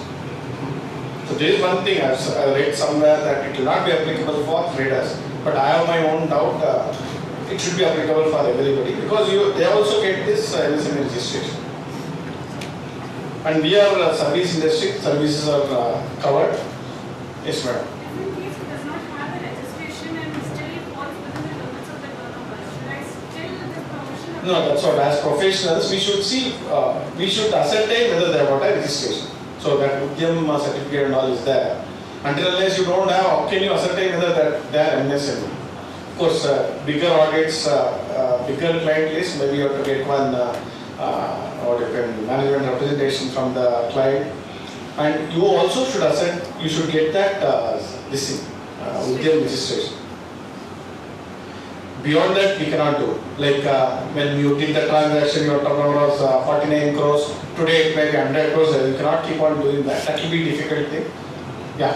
Certificate also takes a little time to reflect the status. I think it's a fast Udyam certificate. I think within a day you will get it. Not even within a day, sir. The classification for the classification. Classification I am not aware, but maybe now they may improve that. All these things they may include that, and they may give that. As of now, it is faster. Yes, sir. So if any purchase has happened in the month of April, so still 45 days they need to make the payment. Correct. Up to 31st of March, you can make the payments. So what's the benefit of this provision? So it's only for 3 months, so Jan, Feb and March, or Feb and March. See, one of the thing is that is now benefit not for January, February, March, sir. Even if you purchase in April, you would have paid after 2 years. So the thing is, they want to ensure that the MSME will be paid within the due dates. I understand what you are asking is April 1st if you purchase, May 15th is the due date, they can pay up to 31st of March. But the intent of it is to see that the MSME will get within 45 days. So I was just discussing with few of them. They were some of the people were saying, some of the clients they said that we will issue a check on 31st of March. The validity of 90 days is there to clear that. So they will be keeping in BRS and maybe before that 3 months expiry we will pay them. So all these tricks people will start doing it. And somebody was saying that I will return the purchases. Purchase returns on 31st of March. I will again purchase on 1st of April. So all these things, more than us, I think the clients will come and discuss with us or give us the inputs or newer ideas as such. Because they are the people at the end of the day will be paying the taxes. So they will come out with only fresh ideas. The law is like this. In fact, it's a double-edged sword, I should say. Even I was talking to the commissioner, he was also of that opinion. I said it's a double-edged sword. Some of the people are not willing to deal with MSME or M&S. So it affects there also. Because usually what happens, the big companies, for having their turnovers, to increase their turnovers, they will forcefully make the sales in the last week of March and all. Last week of March, of course, we have a time. So these type of things they would have done earlier. But now, because of these restrictions, it may affect some of the M&S. They may say that we will not deal with you because I have to pay within 45 days. And practically, some of the industries, they will have 90 days trade period for various reasons. Because even they will not get, they would have given 90 days or 60 days trade period for their customers. So for vendors also, they will say 60 days or 90 days. Somebody was mentioning now, what is that? Somebody was mentioning some 90 days or something. So in those cases, they may avoid dealing with M&S. So that also may be one of the things which may affect. But we don't know when this, there will be a lot of representation that has gone, even we discussed, but we should wait and see what will happen in the next budget, if there is some relaxation to this 43BH.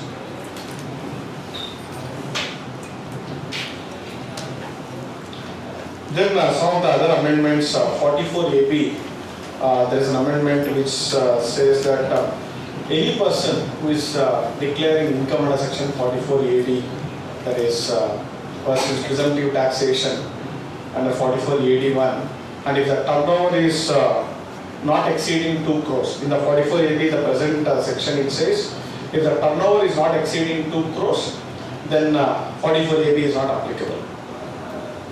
The turnover is exceeding up to 2 crores, 44 if they are, 44 AD is applicable for any person, any business where the turnover is exceeding 1 crore. That is, all of us are aware. But if a person is declaring his income under section 44 AD and the turnover is up to 2 crores, 44 AD was not applicable. Now what they have done is, there is some amendment which said that 44 AD is not applicable for those persons who are declaring income under section 44 AD1 and 44 ADA1. So both the cases, 44 AB is not applicable. So the same thing applies to all of you when you are certifying the 60 tax audit limit. 44 AD and 44 ADA1 is not applicable. Earlier also it was not applicable. Now also it will not be applicable. So when you are counting that 60, you can exclude this cases where it is been under 44 AD and 44 ADA1. And there is some amendments in 44 AD and 44 ADA. Earlier, as I said, the turnover is up to 2 crores in 44 AD. This 44 AD was not applicable. There was a threshold of 2 crores for declaring income under 44 AD. That is 8% of the profits. Now that threshold has been increased from 2 crores to 3 crores. So 2 crores to 3 crores, up to 3 crores under 44 AD, a person can go for presumptive taxation. But one of the condition is the receipts, the total receipts, out of the total gross receipts, cash receipts should be less than 5%. Cash receipts should be less than 5% out of the total receipts. Total receipts includes the total turnover of gross receipts. If amount received in the form of cash is less than 5%, then instead of 2 crores, they can go up to 5 crores for 44 AD. Similarly, 44 ADA, same conditions, up to 50 lakhs was the exemption available was there, 44 AD. Beyond 50 lakhs, they were supposed to get their books of accounts compulsorily audited in section 44 AD. Now, instead of 50 lakhs, they can go up to 75 lakhs, provided their cash receipts is less than 5% of the total turnover of gross receipts. So this is the amendment with respect to 44 AB, AD and ADA. Then comes this section 45(5)(a). All of us are aware this 45(5)(a) is with respect to joint development agreement. So whenever there is a joint development agreement, what will be the consideration? 45(5)(a) deals with the consideration in case of joint development property. So the consideration will be at the date of transfer, the fair market value of the land that has been transferred to the joint developer, plus whatever the cash received by the landowner, which is not refundable.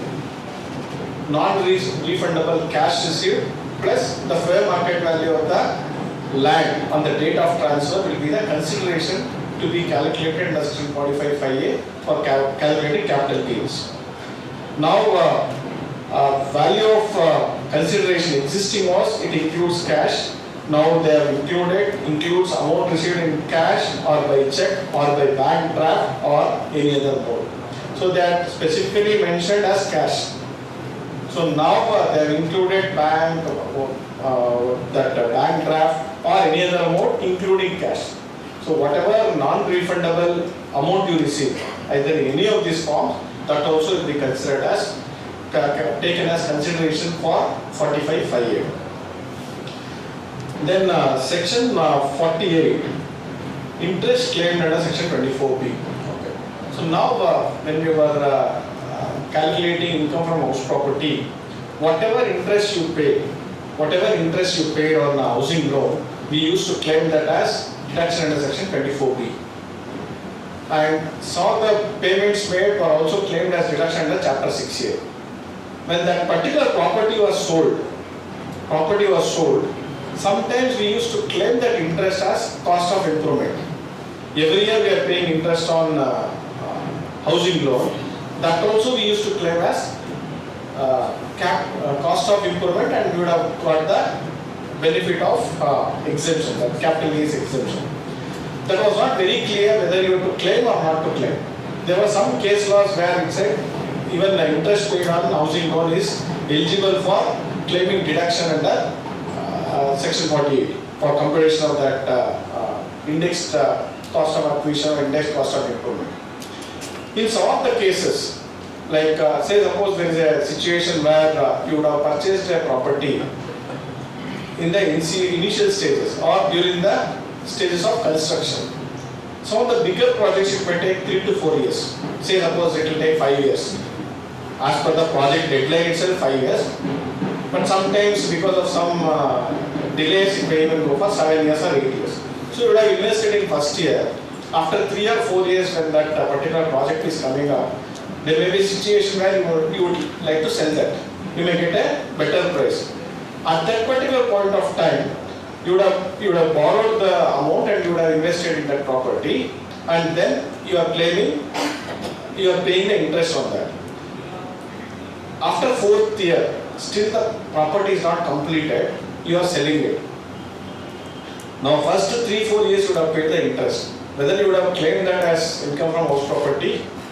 No. The reason being there is no house property, so there is no income that has come from house property. There is no question of claiming interest on house property because there is no house property. So in that cases, it is not transfer of a house property. It was like extinguishment of right in a property, or relinquishment of a right or extinguishment of a right in a particular capital asset. We used to calculate capital gains. In those cases, initial first year whatever we pay, it will be taken as cost of acquisition.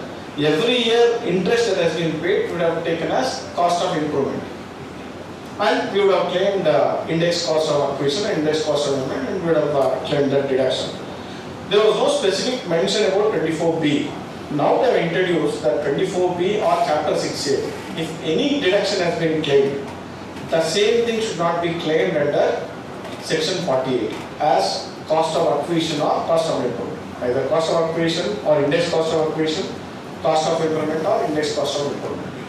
Now, one thing you have to remember here, under Section 24B, there is a limit of claiming the interest. You would have paid 3 lakhs, whether you will get a deduction of 3 lakhs? No, only 2 lakhs. Even if it is a let out property, there is a restriction under Section 71 which says the maximum interest that can be claimed is 2 lakhs. Balance you can carry forward. So there may be a situation where interest is claimed at 24B but not the entire interest. So you should be careful while calculating this. You should see whether entire interest has been claimed at 24B. If there are certain interest which is not being claimed at 24B, still you can claim the Section 48. So it says what is claimed at 24B or Chapter 6A. So if say year 1, initially the interest will be more. If the loan amount is more, initially yes, interest amount will be more. Sometimes maybe even depending upon the amount you have taken, borrowed. Now people may borrow 1 crore, 2 crores, 3 crores also. Even if it is 7 or 8%, the interest will be more. If it is beyond 2 lakhs, you can claim under 24B only up to 2 lakhs, self-occupied or let out property. Beyond that, I think you can claim under Section 48. Where if it is sold subsequently, that can be claimed under Section 48 as cost of improvement. Then there is an amendment with respect to Section 54. Yeah. Principal repayment. Principal repayment is under Section. The chapter 6A. Principal repayment you not claim also, no? No, under cost of sale. No. Principal repayment is cost of acquisition. Correct. Under Yeah. ADC you can claim the annual deduction. Yeah. But still you are eligible to claim as cost of acquisition. There is no singular bar. Interest it says, interest deemed under section or housing loan or under chapter section none. Only interest. Only interest, not principal. Yes. I think only interest, not principal. I understood what you are asking because principal amount also can be claimed under 1,50,000. Under that one, within that 1,50,000. I think it should not be there, only interest, because that's tax paid amount only we are claiming. If there is an amendment, I mean changes, I have to get back to you. There also, that 1.5 lakhs you should see, like here 2 lakhs you are saying, if it is more than 1.5 lakhs you wouldn't have claimed, that can be claimed. In case of a let-out property, even though the cap is of 2 lakhs, I can still carry forward the loss of 2 lakhs because my total interest is 4 lakhs. I have claimed 2 lakhs, and 2 lakhs becomes my loss, carry forward loss. So this 2 lakhs which is unclaimed that I am carrying forward, I can still show it as a cost of acquisition. Self-occupied property it is 2 lakhs. LOP it is more than 2 lakhs, whatever amount. If I think if you are claiming that in the subsequent years, where you will claim? As a loss. Under 24 only, na? So then that will not be eligible. Subsequently also you will be claiming under 24. Even pre-construction interest also will be claiming under Section 24 only. So that will not be eligible. Any other doubt? Then cost of new asset is restricted to rupees 10 crores. Now there is no limit under Section 54. 54 is transfer of a capital asset being a residential house property. You are acquiring a new asset which is a residential house property. So whatever the capital gains earned, you could have invested in the new asset and there was no restriction existing. But proposed, they say it should be restricted to 10 crores. So if you have a capital gains of say 20 crores and if you are buying a property of say another 20 crores, you will not get exemption. it's restricted to 10 crores. The new asset, value of new asset should be restricted to 10 crores. So this is one, I think, amendment which was not required, I should say. Because when once you are transferring the new residential property, they should be allowed to purchase another residential property. So this is one thing may be affecting practically. Then 54F is there. 54F, where they say cost of new asset is restricted to 10 crores. When we were asking why these restrictions were there, the officers, I think chairman of CBDT was saying, this 54F was brought to curb this other income to be invested in the this residential property. Like somebody would have sold shares and 54F you can invest in a house property. So to avoid that tax, they keep on purchasing house properties. So for that, to curb that, they said 10 crores was there. But even they felt that 54 should not have been there. So maybe in the next budget they may propose or they may recommend that this 10 crores limit for 54 may be removed. 54F it may continue. But as on today, as the law stands today, under section 54, if there is any deduction to be claimed for assessment year 24, 25 and onwards, the new asset value should not be more than 10 crores. Beyond 10 crores, it should not be considered. So if the new asset value is 11 crores, you should only claim 10 crores, 1 crore will not be claimed as a deduction. In 54F, yes, same thing applies, it cannot go beyond 10 crores. That is cost of new asset. In 54F, there is one more thing, where you know that if a person is not investing in a new asset within the specified date, that is within the due date, he has got an option to invest that amount in a capital gains deposit scheme. And within that specified period, that 2 years or 3 years, he has to withdraw and invest in a new asset. So under section 54F, if the assessee is not investing in the new asset, he is keeping that amount in capital gains deposit scheme, it is restricted to 10 crores. Say suppose his capital gains is 20 crores, he will say I will invest in capital gains deposit scheme 20 crores, after 2 years I will purchase, means there also there is a restriction, they have to invest only 10 crores. Balance should be taxable. So to connect with the new asset, limitation of 10 crores, even for capital gains deposit scheme, 10 crores. Next to 56, there is one small amendment, 56(2). Shares are elected by a private limited company in excess of fair market value.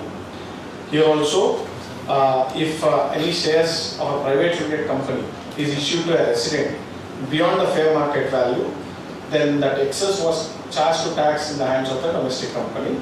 Now they have also included non-resident. Earlier it was only resident. Now even if you give allotment of shares of a private limited company to non-residents also, under 56(2), the difference between the actual cost and the fair market value will be subject to taxation hands of the company. Then amendments with respect to chapter 6A of the amendments, 80 CCH. So deduction in respect of contribution to Agnipath scheme. Section 17(1) I was telling, where the definition of salary includes contributions by employees and central government to Agnivir corpus fund. So this is in case of individuals from Indian Armed Forces enrolled to Agnipath scheme. So those people who get enrolled to Agnipath scheme, only Indian Armed Forces only are eligible. We are not eligible for that. The individual contribution, the central government contribution to Agnivir corpus fund is allowed as deduction. So this contribution deduction, this is allowed even for 115 BSc, that is NTR assessees also. So in NTR only 2-3 deductions are there. 80 CCD subsection 2 is there for the NPS, contribution by employer. This also is eligible. If central government is making contribution to those people, that also will be eligible for deduction for NTR cases. I don't know how many of us practically file the returns of armed forces. It's for law and justice. Then ATG, we had some deductions. There are a lot of list of deductions in our ATG. I don't know the reason of this. In respect of donations to these 3 funds, it is removed, exemption has been removed. So it depends on next budget, who will be the government and whether it will be reintroduced. So all these three funds were whatever the contract, on the eligible amount, 50% was allowed as a deduction. So for various reasons known to them, these three funds, memorial funds of Jawaharlal Nehru, Indira Gandhi and Rajiv Gandhi has been removed. So if you contribute for this, you will not be getting any ATG deductions. Then 80 IAC deduction in case of startup entities, time limit for incorporation I think is getting extended. It was up to 31st March 23, now they are extended to 31st March 24. In this budget also they were extended to 25, I don't remember that. So every year they are giving more thing for startup companies to really start up and grow. So that is there.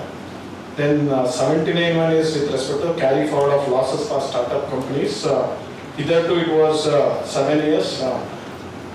Now it can be set off and carry forward up to 10 years after their incorporation. Then some of the amendments in assessment. Section 142, where if you file the return of income and say under a tax audit, if the assessing officer feels that it needs to be audited, he could have referred to a chartered accountant for a special audit under section 142 2A. So there is a special audit where assessing officer can ask a chartered accountant to do the audit, re-audit that. Now they have introduced one more thing where in case of inventory valuation, it can be done by a cost accountant. So the assessing officer can call a cost accountant and get the inventory valuation if he feels that it has to be done. So either of the thing can be done or both can be done. So the assessing officer may feel that I will do only the tax audit, he can refer to a chartered accountant. If he feels I have to do only a valid inventory valuation, he will call his cost accountant. If he feels I have to do both, he will call both cost accountant and chartered accountant. Then 148, there is some time specified within 3 months from the end of the month in which notice is issued. Further period can be allowed. Okay. This is the time limit for filing the returns. Then amendments with respect to TDS, some of the amendments, some important amendments, 192A. Earlier for payment of accumulated balance due to an employee, if PAN is not provided by the employee, this 192A is some accumulated balances, that is PF accounts, where if you are deducting tax, that particular employer or the trust is doing. So existing rate was a maximum marginal rate at which TDS was supposed to be deducted. Now they have made it 20%. 194 BPJ, earlier it was not there, it's a new section that has been introduced, similar to that casual income, that lottery income and card games and all. This is winnings from net winnings from online gaming. So the proposed rate is 30%. 194N, as all of us are aware, cash withdrawal, it was subject to TDS under 194N. With respect to the cooperative society, there was an exception. Up to 1 crore, if the cooperative society is withdrawing, there was no TDS for them. Now they have made it to 3 crores. Up to 3 crores of withdrawal, there is no TDS in section 194N with respect to the cooperative societies. Then with respect to the 206C 1G, foreign remittances, this also all of us must be facing with our clients. Whenever there is LRS remittance, liberalized remittance scheme, and whenever there is something called tour operator, for foreign tour program, if you are making payment to a tour operator, there is a TCS, and the rate of TCS is 20%. So for all LRS this thing and foreign tour operator program, whenever you have to say, suppose you are paying 1 lakh, 20% is at TCS. So 1,20,000 you have to pay. So that will be into your credit. Subsequently, when you file your returns, maybe you may get a credit of that. But for whatever explanations they will ask, we should be ready to provide those explanations. There are certain exception for this. In case of LRS remittance, where it is for educational purpose or medical purpose, so up to 7 lakhs, there is no need for TCS. There is an exemption up to 7 lakhs. But 7 lakhs and above, it is at 5%. So all the LRSs, there is no basic exemption. It is at 20% TCS. But if the LRS is towards education or medical purpose, medical treatment, up to 7 lakhs there is no TCS, nil. 7 lakhs and above. So up to 6,99,999 there is no payment. 7 lakhs and above it is 5%. And there may be a case towards repayment of loan that is borrowed for educational purpose. And when monthly is a foreign remittance, the loan should have been borrowed outside India. If you purchase, if you buy if you take a loan in next to your house, you will not do foreign remittance for that.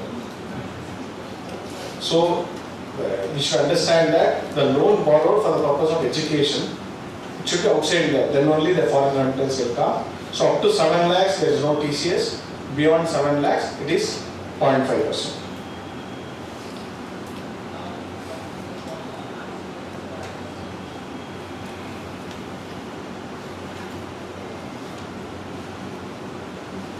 This has been repeated. Two slides are there.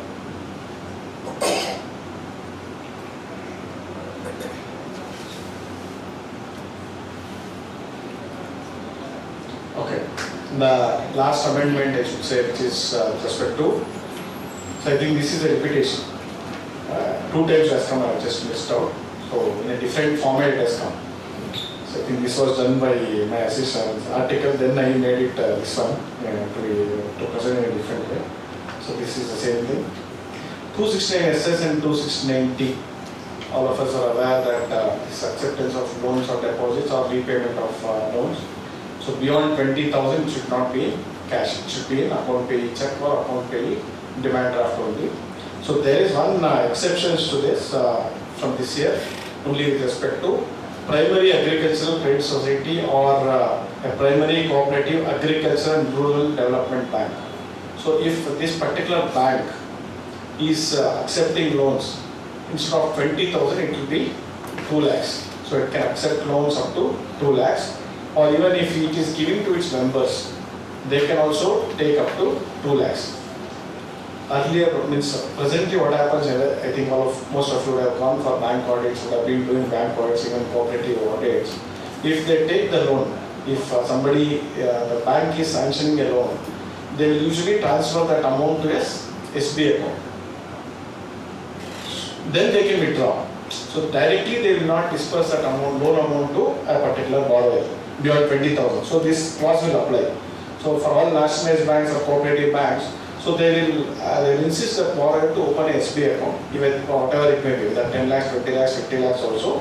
First they will transfer to that particular account, SB account, and from there they will withdraw, SB or current account, whatever it is. Or if they have to make payment to third party, they will make through demand draft or something like that. Now in case of these two cases, they can accept the loan up to 2 lakhs in cash, and even the members can disperse to the members up to 2 lakhs. 269T also, if these members are repaying to this particular bank, they can pay up to 2 lakhs in cash. And if these banks are making repayment to some other banks, because these are all small banks, they would have borrowed from some other banks. So there also they can repay, instead of 20,000 it can be up to 2 lakhs. So this is one amendment with respect to 269SS and 269T. So these are some of the things I thought I will share with you as a curtain raiser for 24-25. So the next 14 days, 14 weekends, I should say, 6 weekends, next 84 hours, or maybe you would have taken 1 hour, 83 hours, you would have, you will come across all these things, but I will just make a beginning. So you have this precursor, this is what applicable for 24-25. Maybe when they go into each and every item, like when they go to income from house property, income from salary, you will get to know more about these things. So once again, I thank each and every one of you for this patient listening.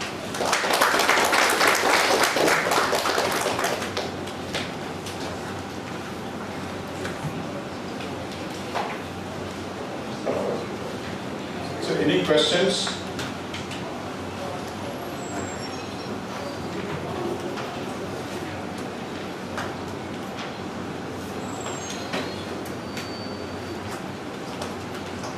completely understood or Sir, can you get a source copy of this? yeah, we'll get it. Sir, on this foreign travel that we pay through credit card, still TCS is there, sir? Credit card it is not there, sir. Actually, 2 years back we sent this proposal. That was my proposal. For all this credit card, you bring TCS. 2 years back, we made this representation to CBDT when I was the Vice Chairman of International Tax Committee. 2 years back. Now I am the Vice Chairman of the Direct Tax Committee. So I said all these credit card payments, international credit card, who asked this question? Okay. International credit card payments should be subject to TCS. One of the reasons why that thought came to my mind is we issue this 15 CB for all these foreign clients, right? One client brought one invoice and I said, our students asked, this is the first time you're bringing this particular client with this vendor, so let us get this no-pay declaration, TRC, all those things. That person, client said, this is not the first time, we are making a lot of payments. Then he said, no, this is the first time we are issuing Form 15. He said, yes, we have come to you for first time. Because all this time we used to pay through credit cards and we are not coming for this Form 15 CAC. So this is one thing where it was not under the scanner. So everybody keep paying through credit cards and it will not come, even department will not know what is happening. So because of that instance, I propose that all this international credit card payment should be subject to TCS at least, TDS or TCS. But they brought this LRS. This time also I said, they said, okay, we will look into it. And this 20% is cruel. It started with 5%. I don't know why they made it to 20%. So that should have been reduced, that also we have given. And somebody was asking TDS simplification. Who was asking TDS simplification? So it will not be simplified. 194 is the last section. Still we have T to Z. It will never be simplified. Still it will be there. And TDS cannot be simplified, or it is not that government wants revenue from TDS. They want information through TDS. One more thing I have suggested, if it is implemented, it may come as 194T or U. That is, when once firms pay the interest and remuneration to partners, many of them will not pay their, they will not file their returns. They will take the interest remuneration, they will go away. I was suggesting in the last meeting with CBDT chairman, sir, how to bring that in 26 years. Many will get the interest and remuneration, but they will not show their returns. Then he said, it's not, okay, that's not possible to bring it in 26 years. He said, immediately let us start at the TDS also. Then automatically it will come. So if that happens, maybe there's one more TDS provision for that, where a firm pays interest and remuneration to partners, they have to do TDS, and that will be information for them, so they will file the return. And many things it's for information, like 0.1%, this cash withdrawals 1%. So all those things is not that revenue generation mechanism, but it's a information. And because of these things, the tax collections are increasing year on year. Yes, sir. Form 50CA, you are telling that credit card payment. Talks about the section, tells about foreign remittance, no sir.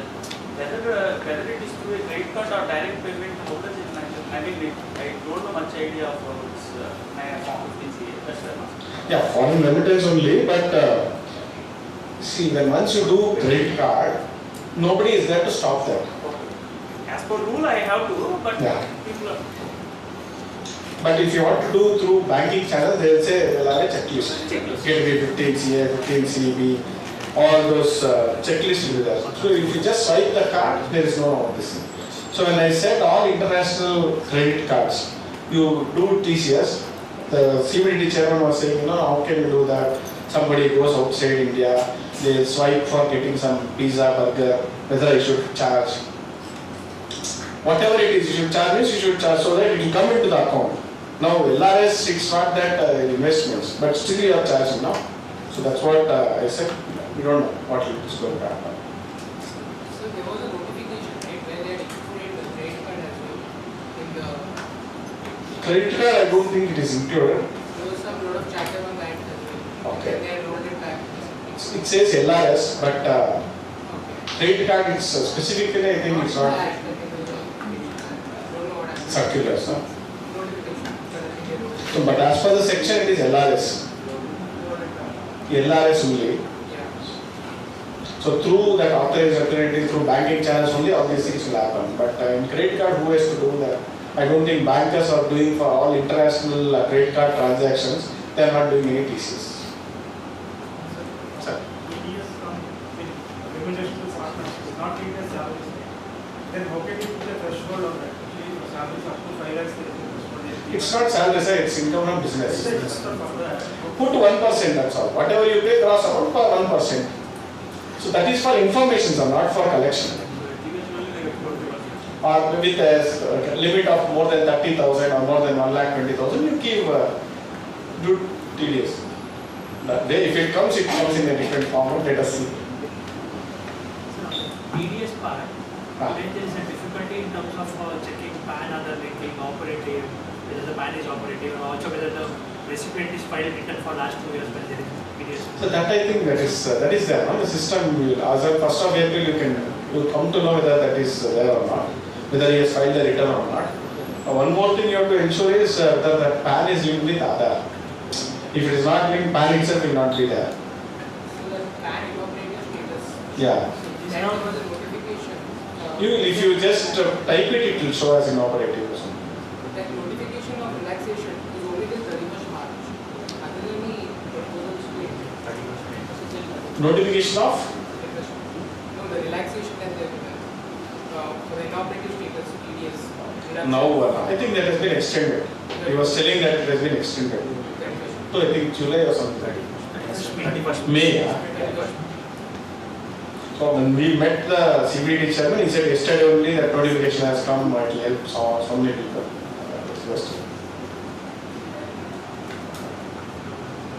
Anything else? So, thank you once again for giving a patient listening.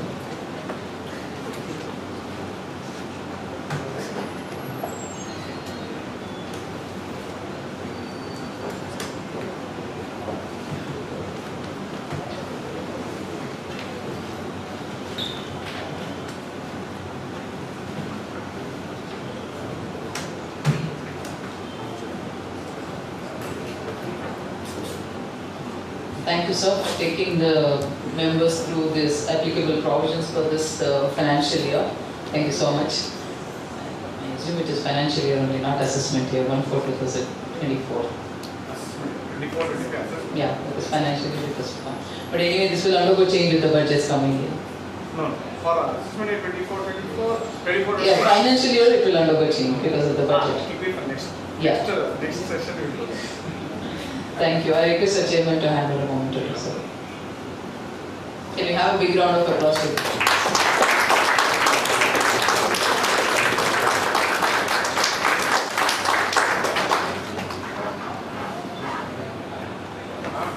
Thank you. Members will break for 30 minutes and 6:30 will start for the next session.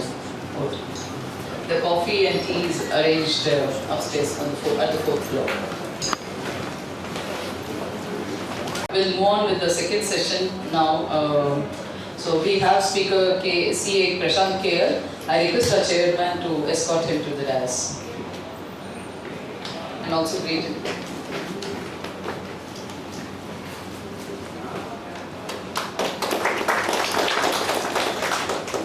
Welcome to you, Prashant.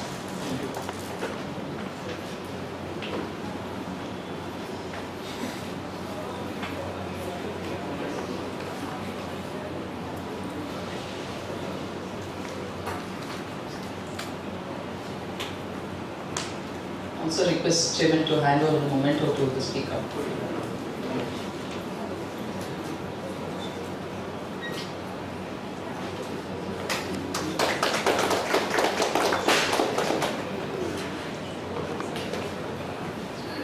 Please be seated. So the next session is on section 4, 5 and 6 of the Income Tax Act. Prashant is a chartered accountant with 22 years of experience and he holds DISA qualification as well as the certificate under international taxation course conducted by the ICAI. He's a graduate in law from the Hubli University. He is a partner in a large firm in Bangalore and heading the taxation and research team of the firm. He specializes in direct and indirect tax, domestic and international taxes under the direct taxes. Professional experience, he has worked with a large group of company in Bangalore as a finance and taxation professional, and also headed the central monitoring team of in a group of companies. He has co-authored many books, and includes books on international taxation and books on GST. Also has been speaker at ICAI and also the Income Tax Department. He has presented several papers in Dubai, Delhi and ICAI chambers. So over to you, Prashant. Thank you for being here and welcome to you, Mr.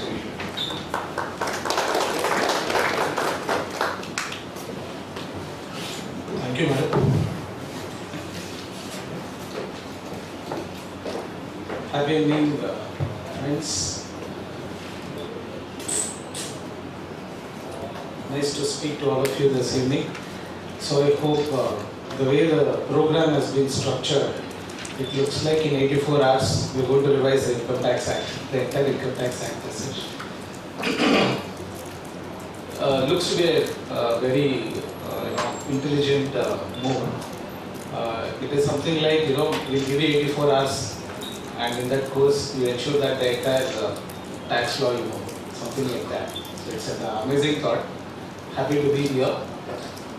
We will straight away go into the session. So the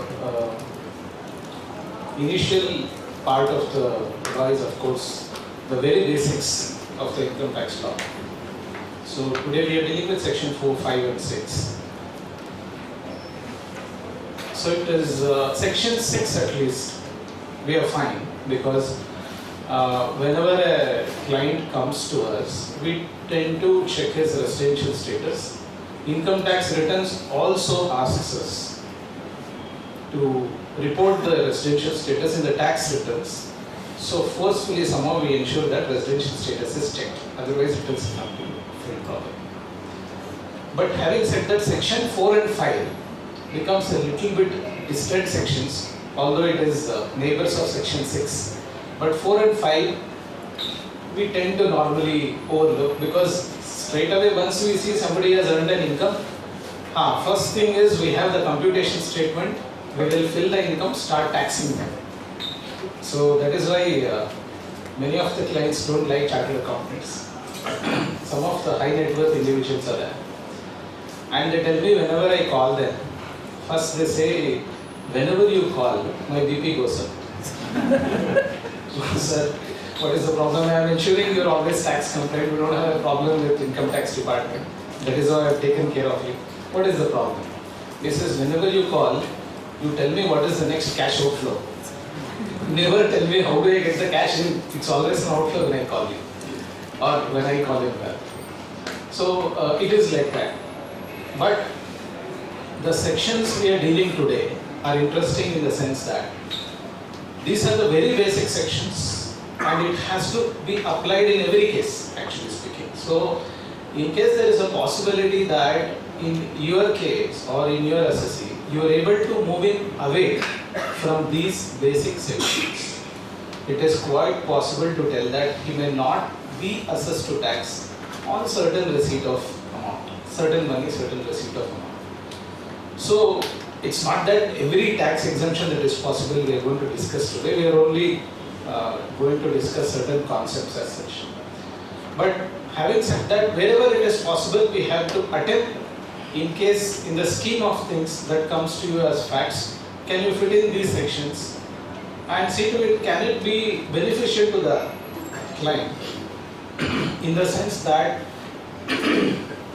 the entire planning or the structure that you create for the client, can it have some benefits from the things that you take away from the presentation, right?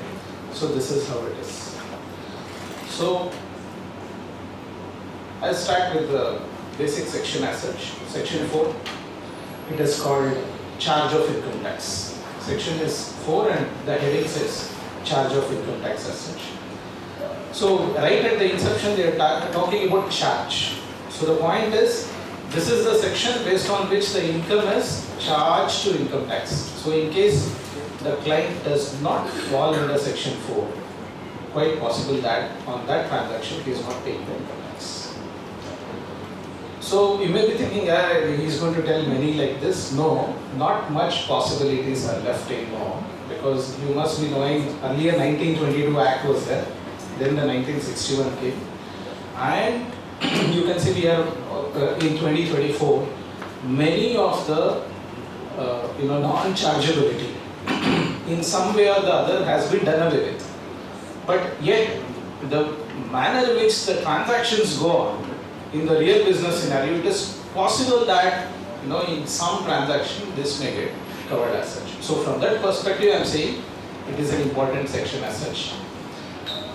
What the lawmakers keep doing is they'll check what are the cases that have come during the financial year, and those sections which are challenging the very basics of the income tax charge or the exemptions or the taxability, those they tend to do away with or tend to tackle it by amending the law. That is the clear strategy. So as we go through some of these provisions, you will visit some of those aspects as well. Section 4, as we said, it's a charging section, and it says where any central act. This is where the beauty of the section says, it is where any central act enacts the income tax shall be charged for any assessment year. So we are in Income Tax Act as such. Now look at the scope in which the charging section expands the scope, and it says where any central act. So where a central government is enacting a law, and in that central act they tell that okay, there is an income here we would like to tax, right? That also is enabled with this provision. So to that extent it is comprehensive. So assessment year at any rate or rates, income tax at that rate or those rates shall be charged for that year in accordance with and subject to the provisions, including provisions for the levy of additional income tax of this act in respect of total income of the previous year of every person. So in this para itself, there will be introduction of several concepts. Provided that where by virtue of any provision of this act, income tax is to be charged in respect of income of a period other than the previous year, income tax shall be charged accordingly. So the concepts are just flowing. I'll just revisit again, I'll come back to this because the next slides that you're going to see is about this section. So I'm not rushing, I'm just giving you the introduction. This is what the section tells. Each of these terminologies, each of these words, you will see in the next slides. This is subsection 1. Subsection 2 is saying, in respect of income chargeable under subsection 1, income tax shall be deducted at the source or paid in advance where it is so deductible or payable under any provision of this Act. So you can see, first is chargeability of the income to tax. Second is already collection mechanism. In the very first section, there is collection mechanism, and this is where we will see the trigger for the TDS provision is there. So somebody may say, okay, section 192 is enacted. Where is the power for the department to enforce us to collect TDS? It's not there. Right there at section 4 subsection. So all these basics are covered in these initial sections as such. So section 4 provides for charge of income tax for any assessment year.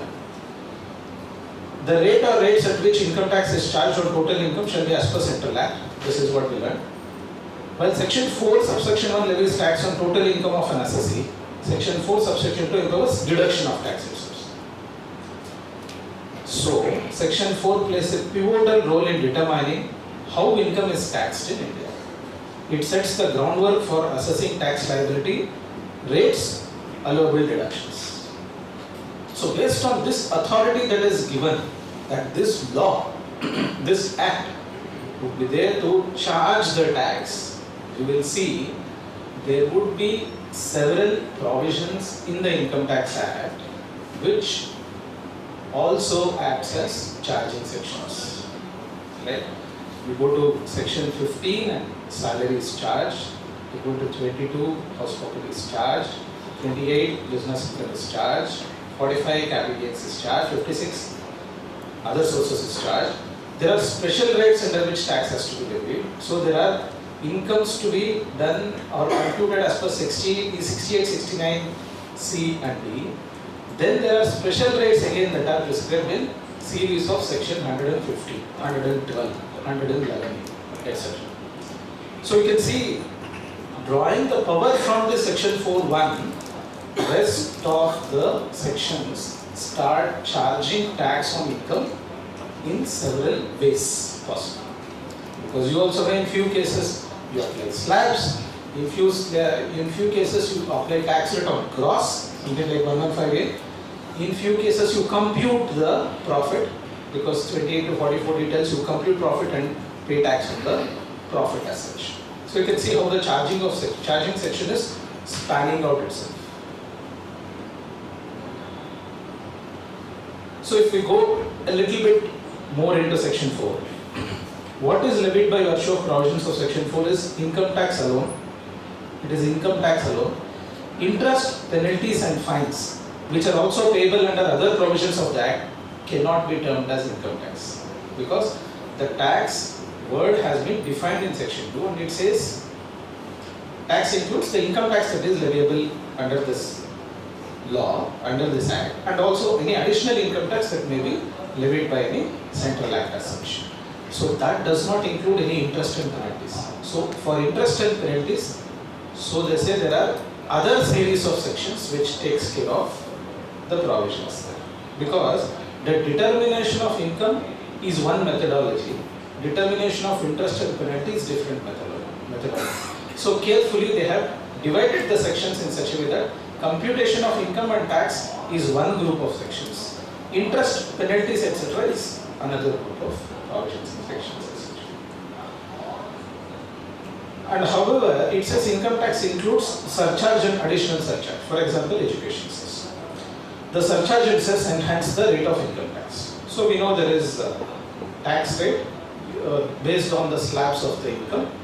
There would be surcharge that is levied beyond 50 lakhs, 2 crores, 5 crores, etc. And then there is a 4% education cess that is levied across the income tax, across all the income taxes. Now, income tax is an annual tax. It is imposed for each year. The assessment year or the tax year commencing from 1st April and ending with the 31st March immediately succeeding the previous year. The previous year also is an important concept to us. The law brings forth two concepts of years. One is the previous year, another is the assessment year. So as we stand today, we are in assessment year 24-25 for the previous year 23-24. So that is defined in section 3 as such. But there are exceptions as well, because there are certain transactions that are done by the assessees and taxes, if it is not collected immediately, there are chances that they would leave the shores of India. As a result of that, we will not be able to collect any taxes from them. So those are classified under section 172 to 176. So in those cases, although the income is earned in previous year, the same assessment year they collect taxes. Right? So that is how the previous year and assessment year spans out. Of course, in the previous year, you pay the advance tax. The final assessment to tax and income tax return, self-assessment tax, you pay in the assessment year as such.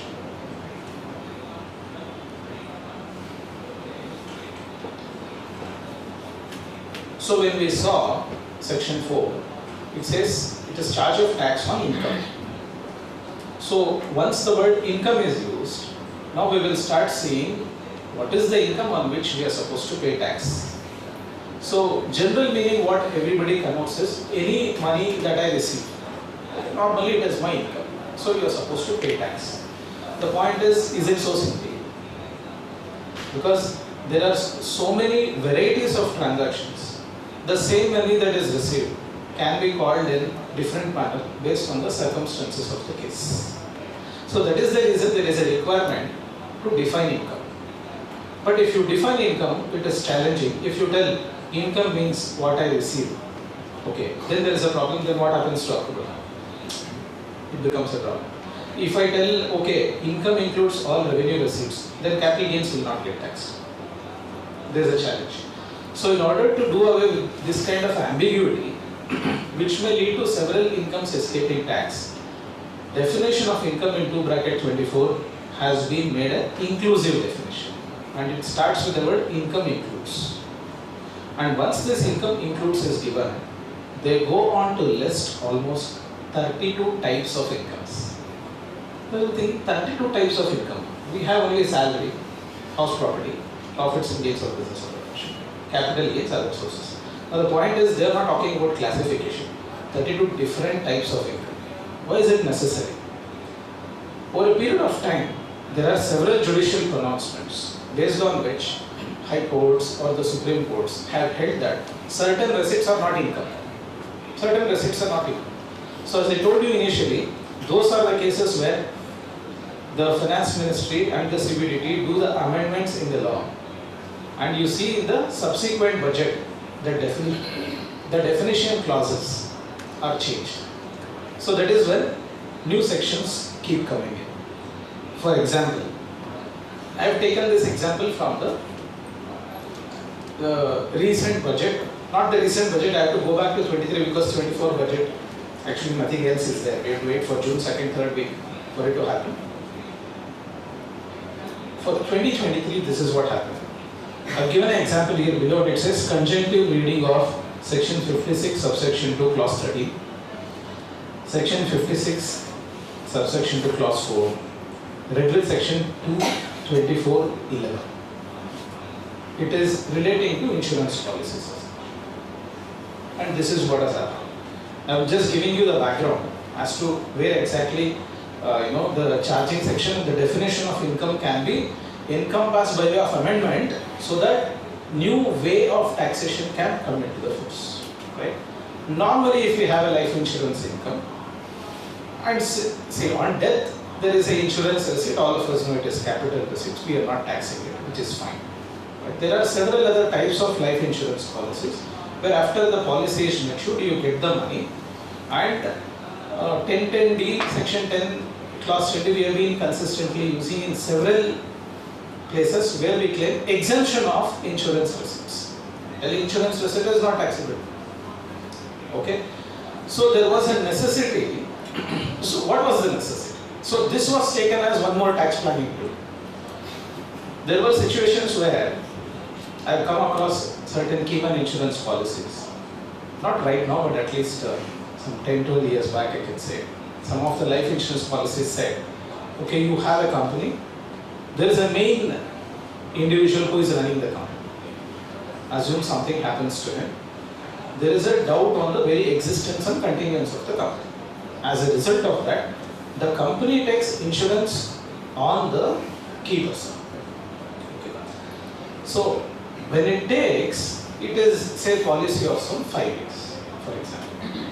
So, the premium is paid by company, and then 5 years it goes on. There is a clause in the insurance policy which tells, during the course of the policy, if the company intends to do so, it can transfer the policy benefits to the individual. That is the key man. So due to that, the key man used to get the rights of the policy, and after 5 years, he used to get one big money of 1 crore.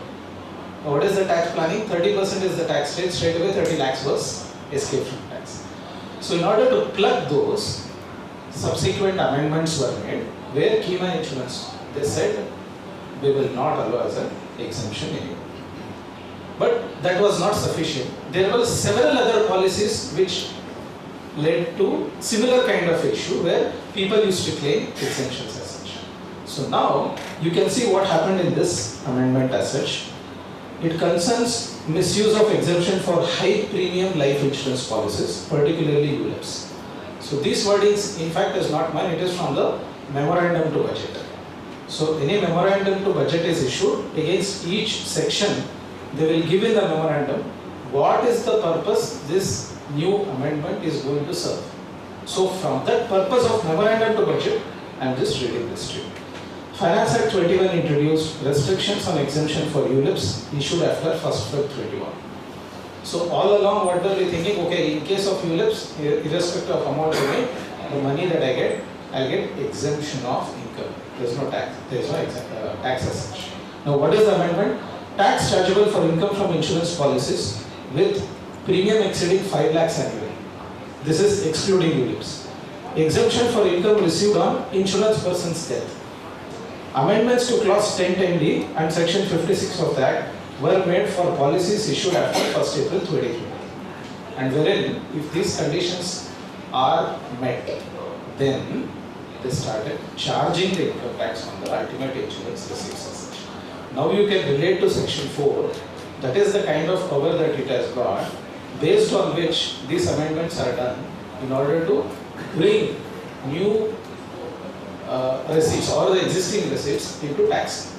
So how did they do it? They amended section 2 bracket 24 and they said these kind of insurance receipts are also income. So 224 is amended. Now you need a section to tax it under, because total income has 5 components. Salary, house, property, profits or gains, capital gains, other sources. So under 56 they brought in this section telling that okay, this kind of receipt tax there. Okay. So this is how the chargeability of the section can be used in order to bring either the new kind of receipts or existing receipts into chargeability, into taxation. This is why chargeability is important.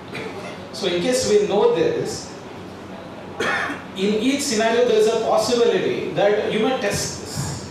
Normally because of the time constraint we do not go so deeper into charging sections. We straight away go into classifying them either into those 5 sections. We never interpret from 2 bracket 24 or section 4 as such.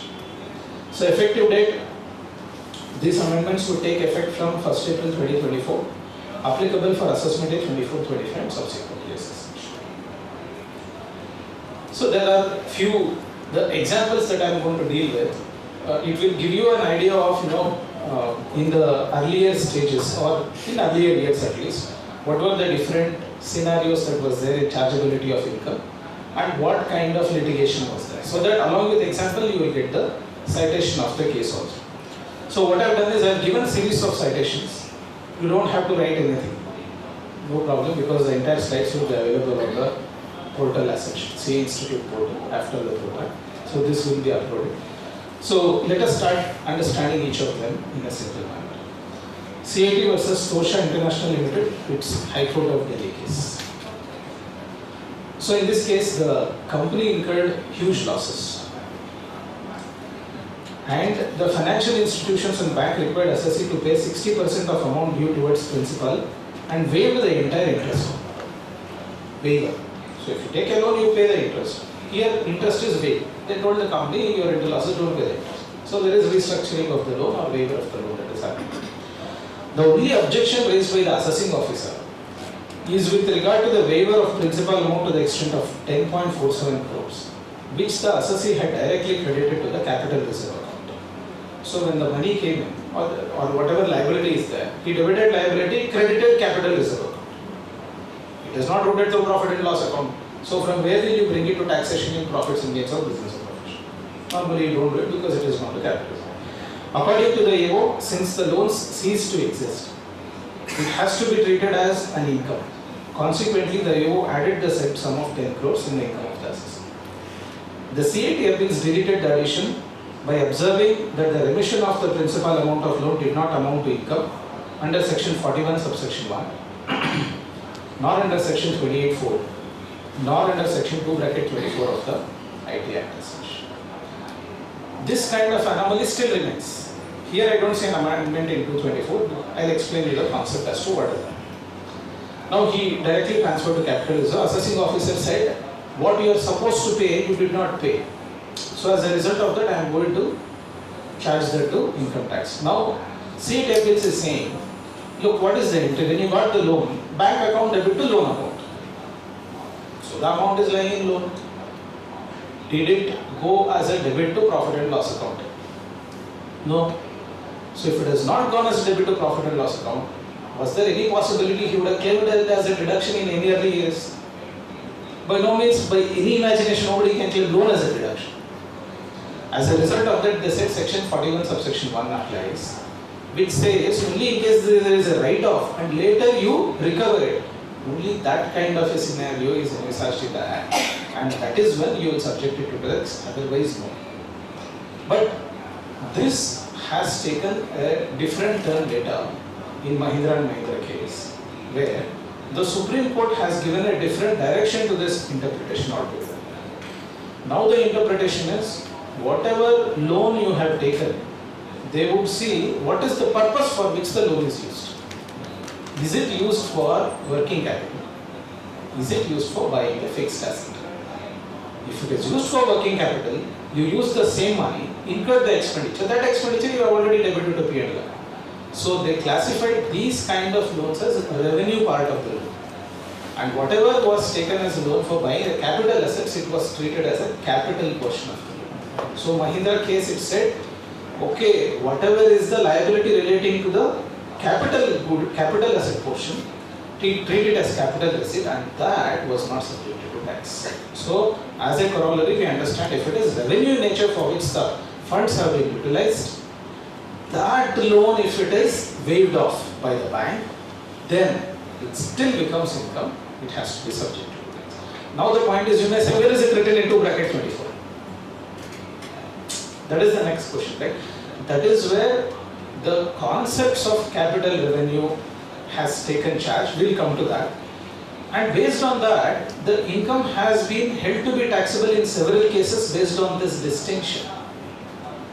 And that they have equated or they have related to the provision in it as income includes. And they say, because if it is inclusive definition, these are the nature of incomes that we would like to charge and levy the taxes. So there are several judgments which takes care of this issue as such.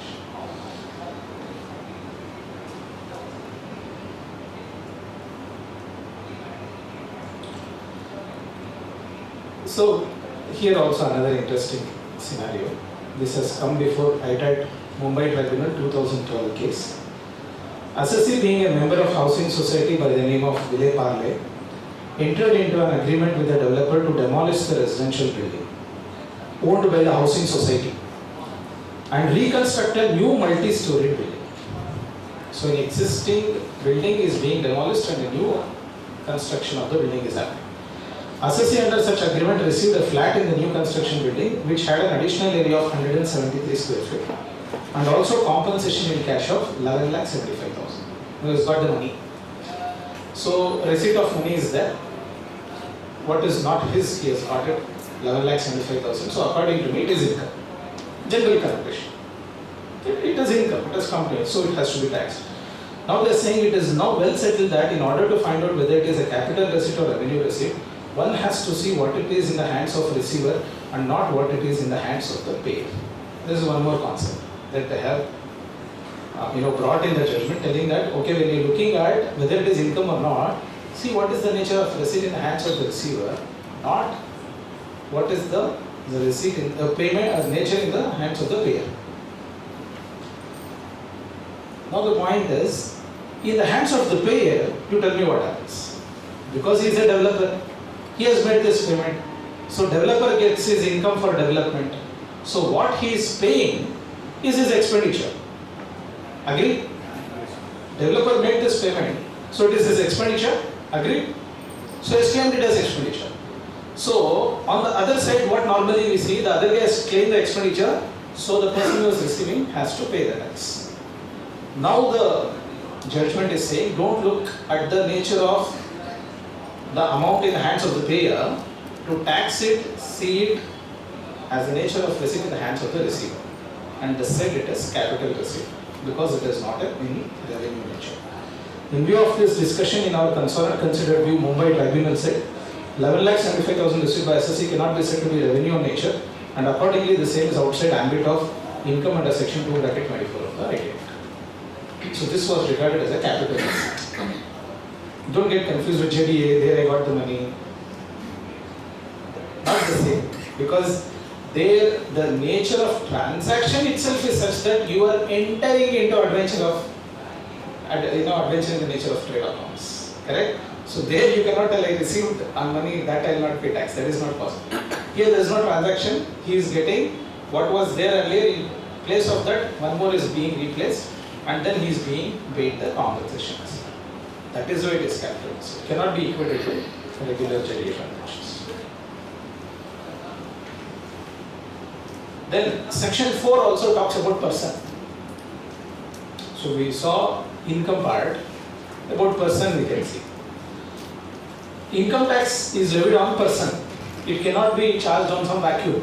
There has to be a person. And as far as person definition is concerned, it is there in section 2 clause 31. And it has this list of persons as such. So it includes individual, HUF, company, partnership firm, AOP, body of individuals, whether incorporated or not, local authority, every artificial juridical person not falling within any of the preceding 6 classes. So these are the categorization of the persons within which the income tax can be charged. These are the people who are supposed to pay the tax. Then there is concept of total income. Why is it so? Because section 4 is saying you charge the tax on total income. So section 2 clause 45 gives us how the total income has to be determined. And in order to determine the total income, we have these 5 heads. And I think all of us know all the 5 heads. So from there, from that total income, we are supposed to compute the total income on which the charge of the tax would come. One more important thing of charge of tax I have to tell is the latest amendment, series of amendments that you see from 2020-21 onwards. You see special rates of taxes coming in 115 BAA, 115 BAB, 115 BAC. Wherein in BAC they are saying for salaried class there will be new regime of taxation which is default now. Right? Now look at the section now. Can anybody challenge this? Look at the way the entire charging section is done. 115 BAC will tell you this is how you have to compute the tax. Can you challenge that? Because as an employee, I will tell I have a choice. I don't want new regime, I will go to old regime. Is there a choice? The choice is there in the CBDT circular which is issued every year on how to compute the salary tax income. Every year there is a circular that is issued which talks about how to compute salary income. In that circular, they would tell how you are supposed to compute the tax, and there it says at the start of the year, the employee has to give a declaration to the employer and tell whether he is going to opt old regime or he is going to adopt the new regime. Right? But there it says in case the employee does not give any declaration, by default it will be new regime. Now look at the can you see the strength which section 4 is operating through 115 BAC? There is a law now which tells that you don't have a choice. You didn't declare, pay under new regime. Look at the chargeability of the tax. It becomes so, watertight. You can't have any interpretation anymore. Right? So that is one thing that we have to understand. Previous year, I think I dealt with it, concept of income. Concept of income, I've given the basic details. I feel that is sufficient, and this slide you can go through later. But these principles are important, so we will deal with it. The general principles enunciated in judicial decisions are discussed here. First is mutuality principle. No man can trade with himself and make income from dealing with himself. I have a business, I will take whatever inventory is there, I use it for myself. Have I made profit? Is there a possibility to tell that in case you had sold, you would have made so much of profit, so I will levy tax on that? Not there. So in the same way, extending this, there are several associations of persons or body of individuals where they do services for themselves, right? For which they collect the money. Normally associations collect, correct? Because they have to do the maintenance, for example, or club takes the money because it has to maintain the club and render the activities. Now in this case, what is happening? There is no outside person to which you are rendering the service. So it is something like I am paying the money to the club and receiving the services from the club. So again, my representative is there in the club, who is a president, chairman, secretary, treasurer, whatever. In group, they are rendering services to me. So it's something like I am taking services from myself. So as a result of that, in Bankipur club case, Supreme Court gave a judgment telling that in case mutuality principle is satisfied, then it is not to be treated as equal. So that is why mutuality principle is important. Wherever possible and you see that mutuality principle is there, you need not pay the tax on those receipts as such. Now the point is, you have the association, you have the club, you have good funds, you have surplus funds, you have 1 crore, you went and deposited in a bank and the bank gave 6% interest, so it is 6 lakhs income at the end of the year. It is club, mutuality principle, so 6 lakhs is exempt. Agree? Agree? No? Any reason why not? It is a commercial activity that has happened with an outside person and bank is giving that interest. So what interest income comes, the club has to file the tax returns and pay the tax. So that mutuality principle, so you would know which receipt is not charged to tax, which receipt in the same club is charged to tax. So this distinction we should. This member's income, where to show in the return? You can show in regular income and expenditure, there is no problem. How do we show the exemption?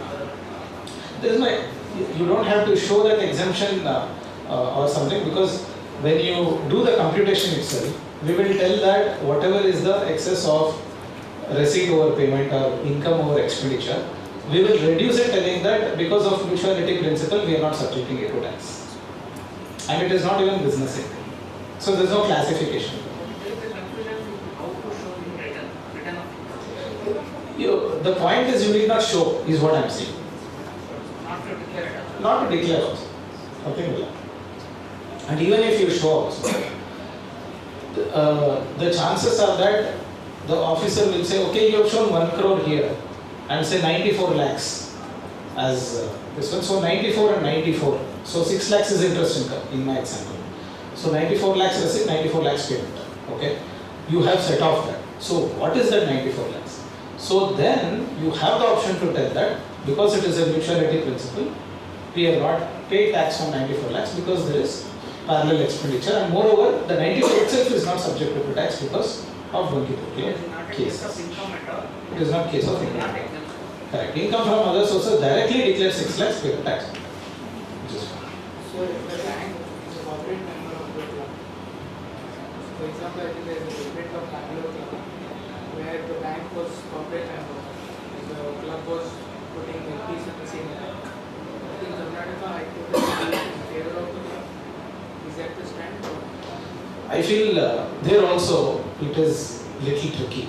It is not that easy to determine. I'll tell you why. Because it is treated as mutuality principle. We have to see what is the service we are getting. What is the service we are getting? Point number 1, the service that we do to banker as a club, because some of their people come to our club and take the services. That is one activity for which bank pays the membership fees. That receipt I don't have a problem. But interest as such, if it has come, mutuality, I can say to the extent of the bank's contribution in the entire FD, I can tell little bit mutuality may be there. What about the surplus of all of us, rest of us who have put the money and that surplus funds you put in the bank? That becomes a challenge. I feel that's a challenge. We have to be careful in that interpretation. Next is the household money that is given to the wife at house. So what if income tax officer tells every month your husband paid 25,000, pay income tax on that. Receipt of money, wife has got it every month. So pay tax on that. I mean, normally wife can give better answer than what I give because mine is confined to income tax law, but she has better logic. But I would say, obviously this is not income as such, because it is not a source of income from where you are getting it. So it says, pin money received by woman for a dress or private expenditure as also small savings affected by housewife, out of monies given to her by her husband for running expenses of kitchen would not be income in the eye of the law. This aspect is also confirmed by section 56(2)(10), which states that any money received from spouse is not chargeable to tax. Any property acquired with aid of such money or savings would form a capital asset belonging to the lady. Was that challenge? I think this came as just a regular assessment. I don't see a legal precedence for this. Because during demonetization, when man of the family had money, he used to transfer money to his wife. I think those have to come now. We have to wait. I think this would already things are in appeal, and these are all new appeals. I don't think I carry any legal precedence as of now, but possible. I think very shortly we must start seeing. Your demonetization is a good threshold in our timeline where this kind of a thing can come. So in the initial law when it was made,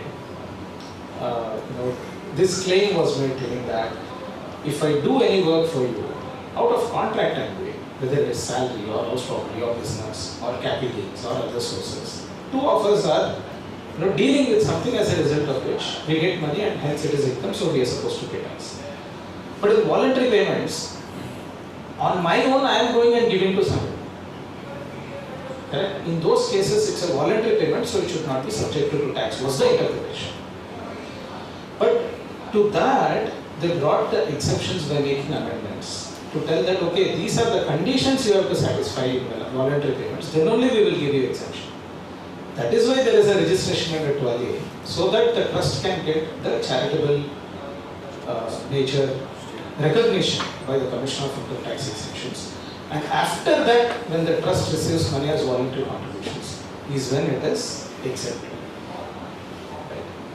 So assume these conditions were not there. There are several amendments. You can look at the income tax law, plethora of amendments. So as and when these cases have come up, you can see these amendments coming to plug that loophole as such.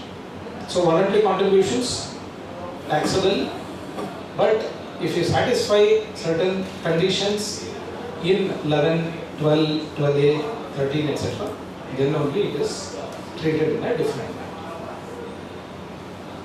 Personal gifts or testimonial payments.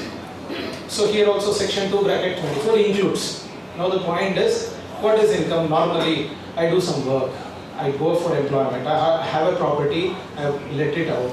I have a property or I have an asset, I have sold it, so I have got capital gains. I have surplus money, I have invested, I have got interest, I have got capital, accretion or capital asset, so that is capital gains, etc. But in the case of gift, again a kind of a voluntary payment, right? But here, they had to plug the problem with the gifts also in several amendments. That is why we have amendments spanning from 56 to 7, 56 to 7A, 7B, now 56 to 10, right? And now it goes on to define telling that, okay, more than 50,000 rupees have you received the gift, taxable. Okay, it is not taxable provided you fall under these criteria, or these are the circumstances in which you take the gift, then it is not taxable.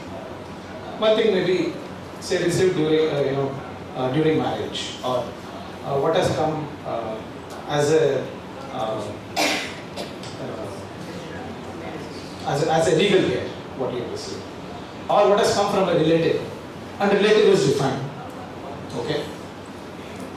So these are there but not there, but we have to look at the exceptions in 56 to 10 and then only take a call whether it is chargeable to tax or not chargeable.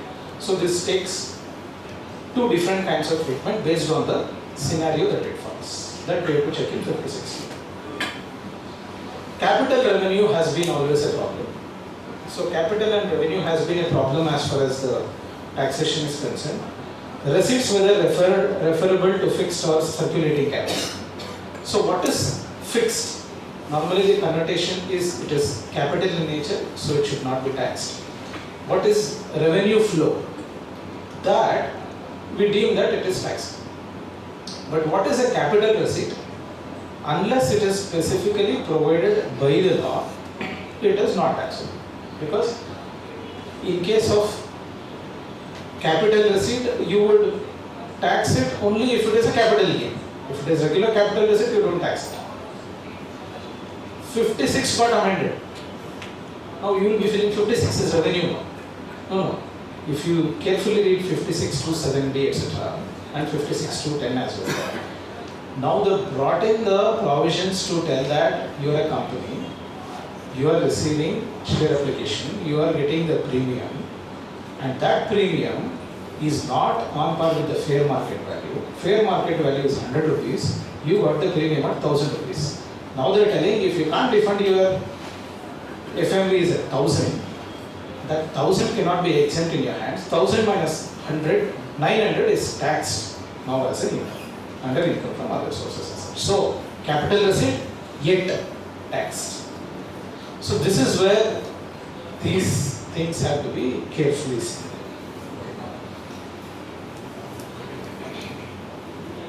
Accretion to original receipt.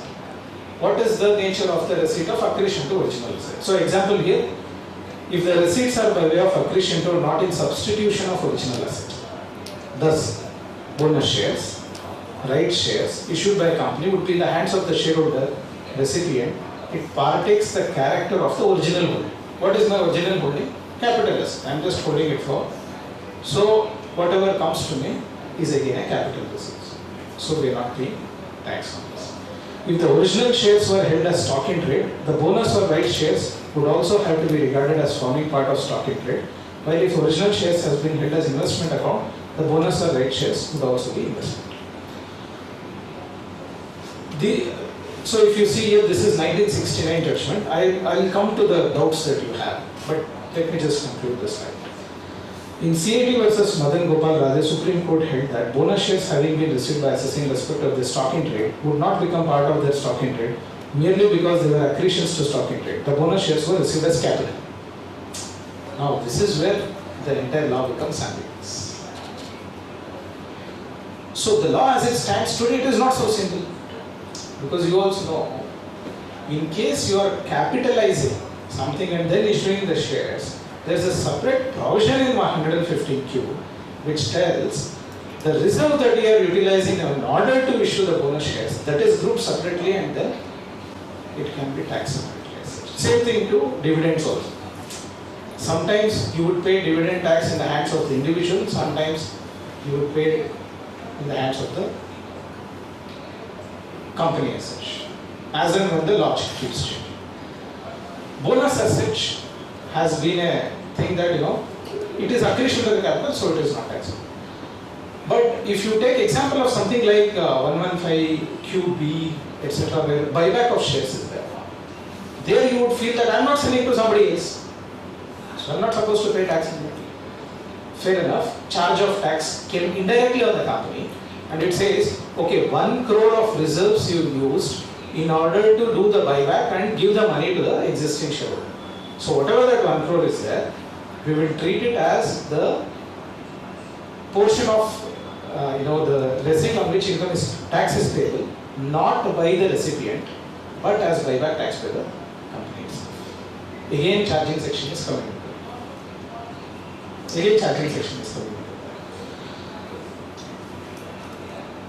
Casual or recurring receipts. So, casual or non-recurring receipts. So because recurring is normally taxable because every month you keep receiving it. It is treated as a revenue receipt. We are supposed to pay tax on it. But once in a while we get it. So as a result of that, the casual receipts were being questioned whether it should be subjected to tax or not subjected to tax. So here, if we see the test requires examination whether receipt is a casual receipt or whether it is a recurring receipt, the formula is capital, latter is revenue. However, this is not an unfailing test. An annual or periodic receipt is only recurring receipt can be income, and all non-recurring receipts should always be in capital nature, generally. But again, there are exceptions. Membership fees, even if paid only once, it is recurring in nature, annual. So periodicity is not the problem. You cannot tell every month I receive is income, every year I receive is not it. That is not possible. Similarly, it has been held that some realized on sale of import entitlements is not a casual and non-recurring receipt. It is still chargeable to tax. Because in import entitlement, what happened? You have done so much of export, 100 crores of exports, so we will give you entitlement of 5% of your exports without paying duty or at a concessional duty. So in income, the duty entitlement credit is shown as a credit to your profit and loss account, and it is subjected to tax as such. Now, section 10 bracket 3 is the one which was giving exemption to the casual receipt. Now, the important thing is it spared liability on casual and non-recurring receipts, and it has since been omitted by Finance Act 2002 with effect from 1st April 2003 onwards. So now you can think that, okay, casual receipts is not taxable, then why are you taxing it? You are taxing it because of this. Because section 10 bracket 3 carried an exemption, and they saw all this plethora of litigation. They removed section 10 bracket 3 exemption. So casual receipts are, that is why, chargeable to tax as such. One more concept. Test in the hands of the recipient. I think we discussed this, but again, let us see in this perspective. In deciding whether a receipt is income or not, the test is its character. In the hands of the recipient, not in the hands of the payer. We saw this. CAP versus Kamal Behari Lal Singha, and the Supreme Court held the following principle in this. It is now well settled that in order to find out whether, okay, same thing. I think same thing I had quoted elsewhere also. Test at the time of receipt. Does it determine whether it is income or not, taxable or not? The nature and quality of the receipt should be adjusted as at the time of the receipt. Such quality cannot be affected or altered retrospectively by subsequent acts or conduct or resolution by the assessor. The utilization of some receipt is irrelevant to reckon if the receipt is an income. It might be that the assessee chooses to carry the sum receipt to its investment account or keeps it in suspense account. It does not matter. Or alternatively, it may be that assessee employs the sum received in general operations of his business. These are irrelevant circumstances. It is undoubtedly true that after receipt is employed in business, income resulting therefrom is revenue. Very simple. Other considerations. Of course, here, this is where again, land is ordinarily capital, but in case you are a developer, it becomes revenue. Because you are in the course of dealing with the land in your business as such, so that is revenue for you. 2015 case of Gujarat High Court, simple logic, and it held that the security deposit recovered from members is refundable on occurrence of contingency mentioned in rules and regulations and bylaws. The said receipt is therefore to be treated as a deposit and a capital receipt and not subjected to tax because it is refundable back.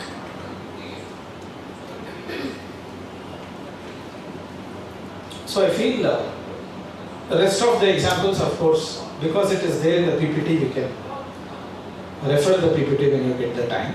So I'll just skip these. But these also gives certain concepts on whether certain receipts are income or whether they are not income. These are good to refer, you can certainly see this. Insurance receipts also are covered here.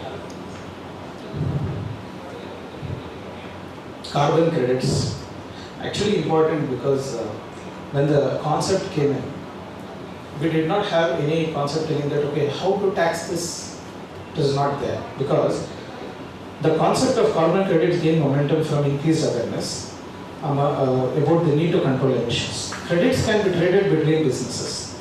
Credits can be used to finance carbon reduction schemes between trading partners around the world. The question was whether the sale of carbon credit was chargeable to tax. And this case is what caused all the trouble, and it said the Hyderabad Tribunal held that the amount received on transfer of said carbon credits being an offshoot of environmental concern. Environmental concern, it's not from a business, had no element of profit or gain. It was therefore concluded to be a capital risk. Good, all of us will deal in carbon credits and it is exempt.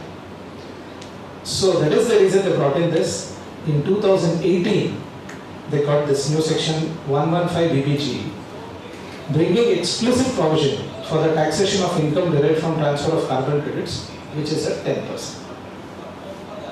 So it is capital receipt. Nobody is arguing it is not. It is capital receipt. Taxable? Yes. General principle, was it taxable? It was not. Now because of introduction of a specific section in 115 BG, now they are subject to tax at 10% taxation. Let us move fast to say section 5 now. So section 4, to recap, we saw it has the powers to charge income to tax. We saw previous year, we saw assessment here. We saw definition of person, we saw what is income. When something is income, when something is not income, when it is taxable, when it is not taxable. It is capital receipt, yet taxable. Okay, when it is not taxable. So those things we went through. Now we have to move into another dimension of taxation. It is called scope of total income. So if you are within the charging section of 4, you are subjected to tax. You are outside the charging section, you are not subjected to tax. We went through that. Now, scope of total income. Same statement. If you are within the definition of scope of total income, you are subjected to tax. If you are outside the scope of total income, you are not subject to tax. Let us look at the framework now, where section 5 takes us. So it covers certain aspects. It talks about income from whatever source derived, which is received. So they are bringing in the concept of receipt. So when I receive, I pay tax. Or it is saying accrue. When it is accrued also, I pay tax. Or accrues or arises to him outside India during such year. So in that case,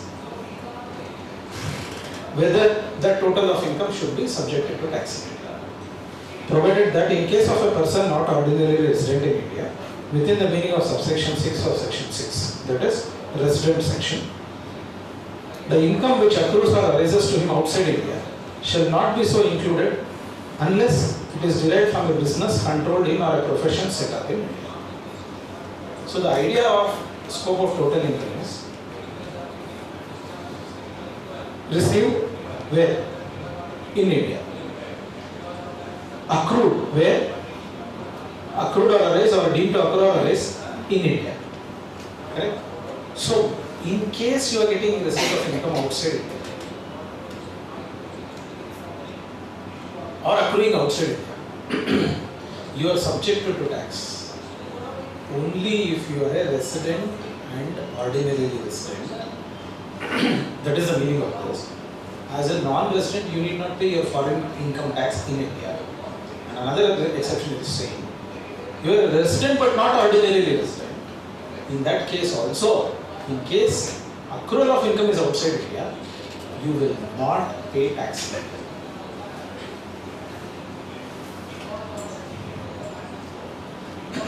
First provision also is important. It is saying subject to the provisions of this Act. We will come to this phrase a little bit later. It has meaning because in case there is any section that is made to override section 5, is it possible? So in that case, that overridden provision is possible provided there is a specific overridden provision. Otherwise, generally, section 5 cannot be overridden because that is the framework within which you are supposed to tax service. We will go to that concept in a little. So in the case of a non-resident, what is next? In case he receives the income or deemed to receive income in India, accrue or arises or deemed to accrue or arise in India. If the income accrues or arises or deemed to accrue or arise in India. So to this section 5 they will give an explanation also. Income accruing or arising outside India shall not be deemed to be received in India within the meaning of this section by reason only of the fact that it is taken into account in the balance sheet prepared in India. Just because you are doing a consolidation of the financial statement of foreign and your Indian operations, you are not supposed to tax here. is the explanation. Explanation 2, for the removal of doubts, it is hereby declared that income which has been included in total income of a person on the basis that it has accrued or arisen or is deemed to have accrued or arisen to him shall not again be so included on the basis that it is received or deemed to be received by him in India. Very important explanation. Otherwise, you know how fertile the mind of the income tax officer in India is. Incredible. Nobody in the entire earth can tax you. Such is the great imagine of the income tax officer. So I happened to be in Amsterdam for International Tax Conference. People came from almost 80 countries. Very important seminar. It was on international taxation. I was very happy, all international taxation, big case laws. We went through the entire session. It was a 2.5 hour session by the speaker. And international taxation, he dealt with more than 70% case laws from India only. I didn't feel international at all. I felt I am in domestic law. So that is why it is important. This explanation too is very important. First, section 5 told you are supposed to pay tax on accrual. Okay, first year you taxed. Next year you get the receipt. Officer will tell there is no exception in the law telling that when you receive income you should not pay the tax. Pay on receipt also. So the law is telling for removal of doubts, it is hereby declared that income once it is taxed on accrual, don't tax it again on receipt. So to this extent, some clarity is given. Otherwise, already we have several facets of double taxation, domestic, international, and all that. This could have been fatal. Okay. We saw that section 5 is dealing with accrual, receipt, residential status. As a combination of these three components, section 5 is telling, okay, this is the scope of your total income on which you are supposed to pay the tax. Accrual, receipt, residential status. Then we have concept of Indian income. Indian income is income earned in India or accrued in India, or income is deemed to be accrued or arisen. We will see those concepts of incomes. Foreign income, same thing, accrued or arisen outside India, received outside India, deemed to accrue or arise outside India. And then this table tells who has to pay tax. Source of income, Indian income, foreign income. Indian income only first line. In all cases, it is taxable. Resident, ordinary resident, resident, not ordinary resident, non-resident. Income is in India, so you pay tax. In second scenario, only non-resident is not taxable. Why is that? Income earned and received or deemed to be earned and received outside India from a business controlled from or profession startup. So in only those cases it is not. Income, second one, income earned and received or deemed to be earned and received outside India from a business controlled from or profession set up outside India. Income, business income earned and received or deemed to be earned and received outside India. But in the second one, you have to be careful. Resident but not ordinary resident also is getting taxed.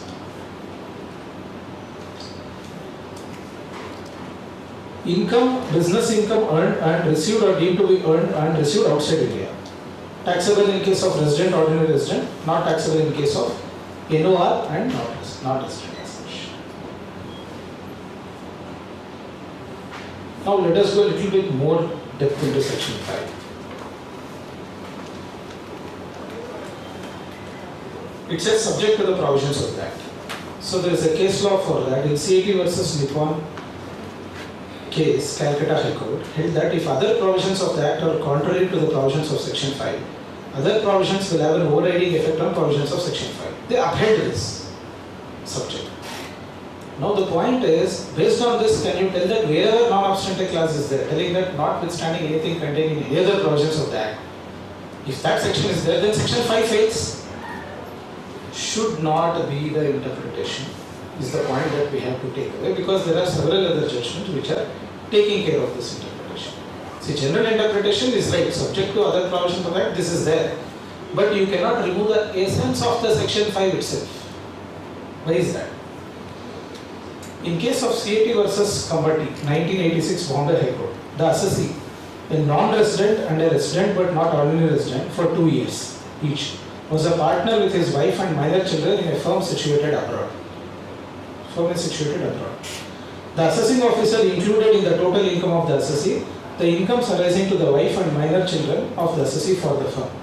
It was held that the income arising to the wife and minor children of the assessee from the firm in which he was also a partner could not be included in his total income by virtue of provisions of subsections 5(1) and 5(2) of the Act. Although section 64 was saying those incomes have to be included in the husband's income by way of a clubbing provision, because section 5 fails for the income earned by spouse and child, that was not supposed to be added as a taxable income in the hands of the husband as such.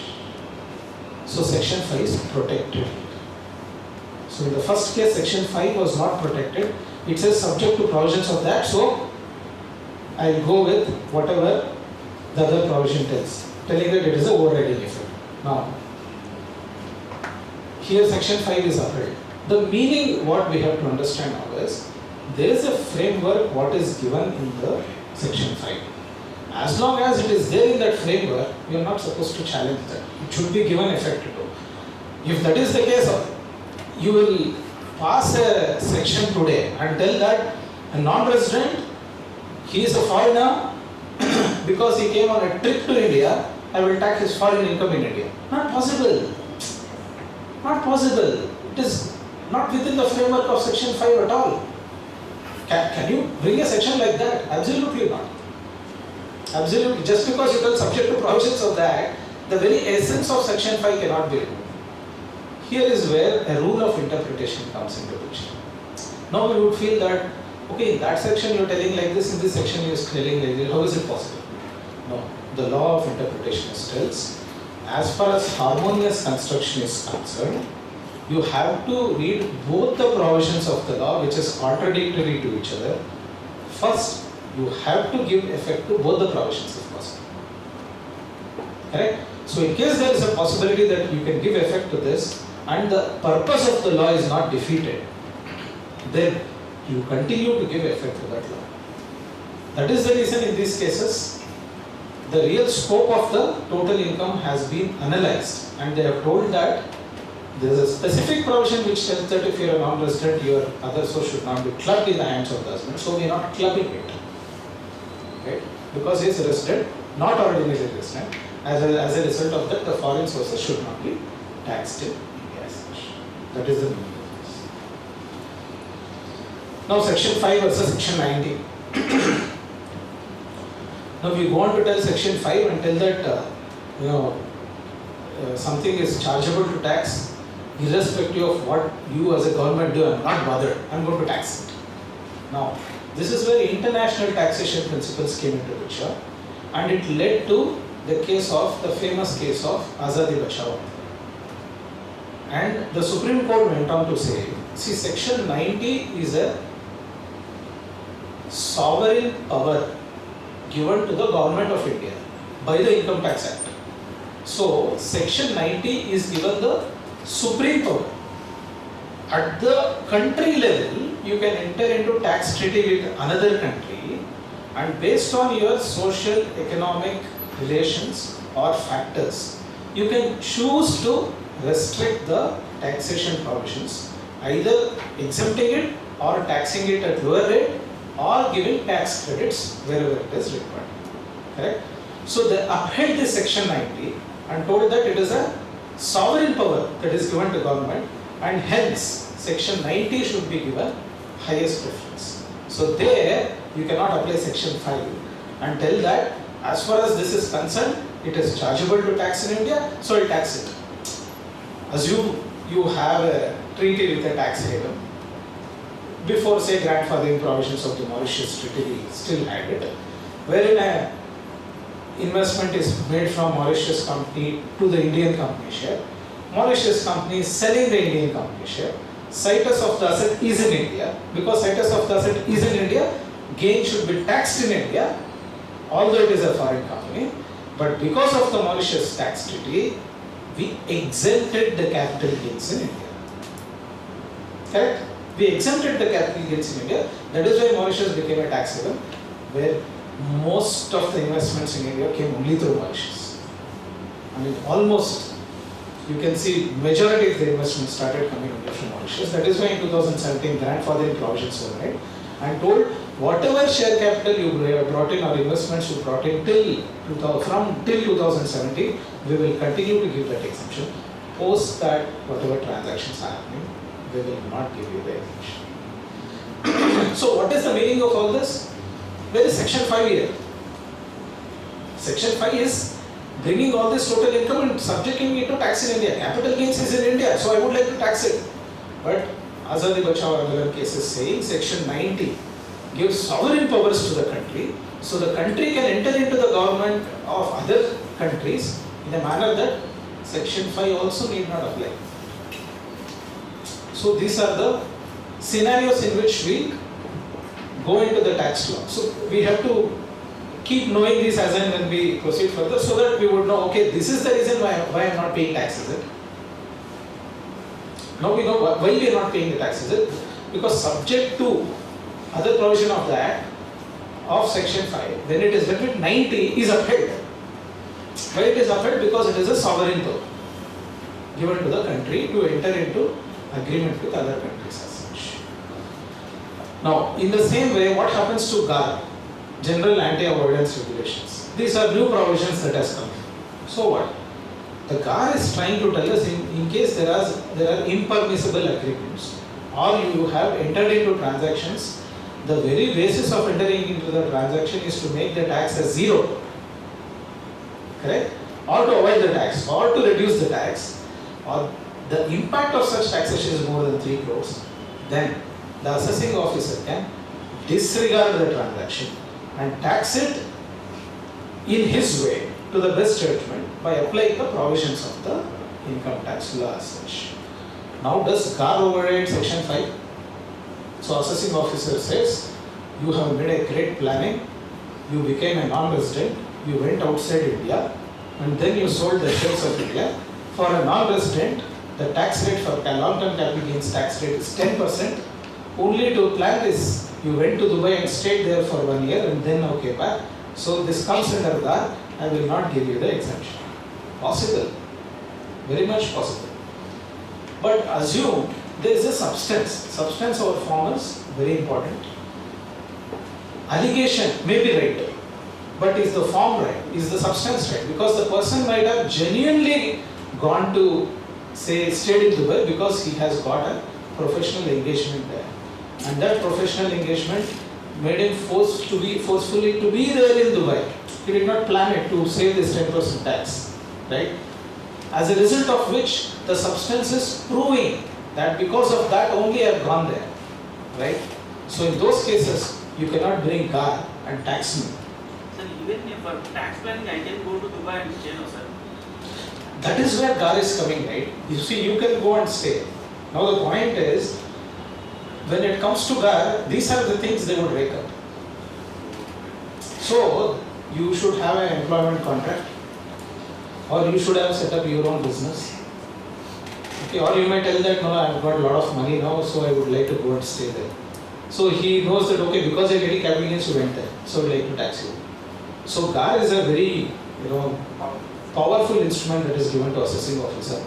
I'm not telling you will not succeed in a litigation. You may succeed in litigation.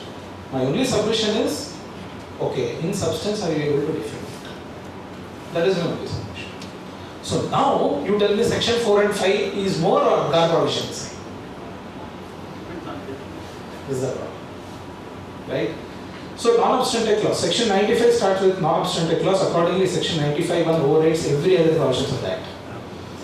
The closing portion of the section states that it would be subject to the provisions of this chapter. A cumulative reading of the two ends indicates that Section 95(1) will override all other provisions of the Act except those contained in Chapter 10A. The provisions effectuating the charge cannot expand the scope of charge. Correct? There is a charge telling that this is how you are supposed to tax. You cannot tell because of that I will expand the charge itself. That is not possible. Although in certain circumstances they may restrict or dilute the same, Chapter 10A is one of the provisions for effectuating the charge as such.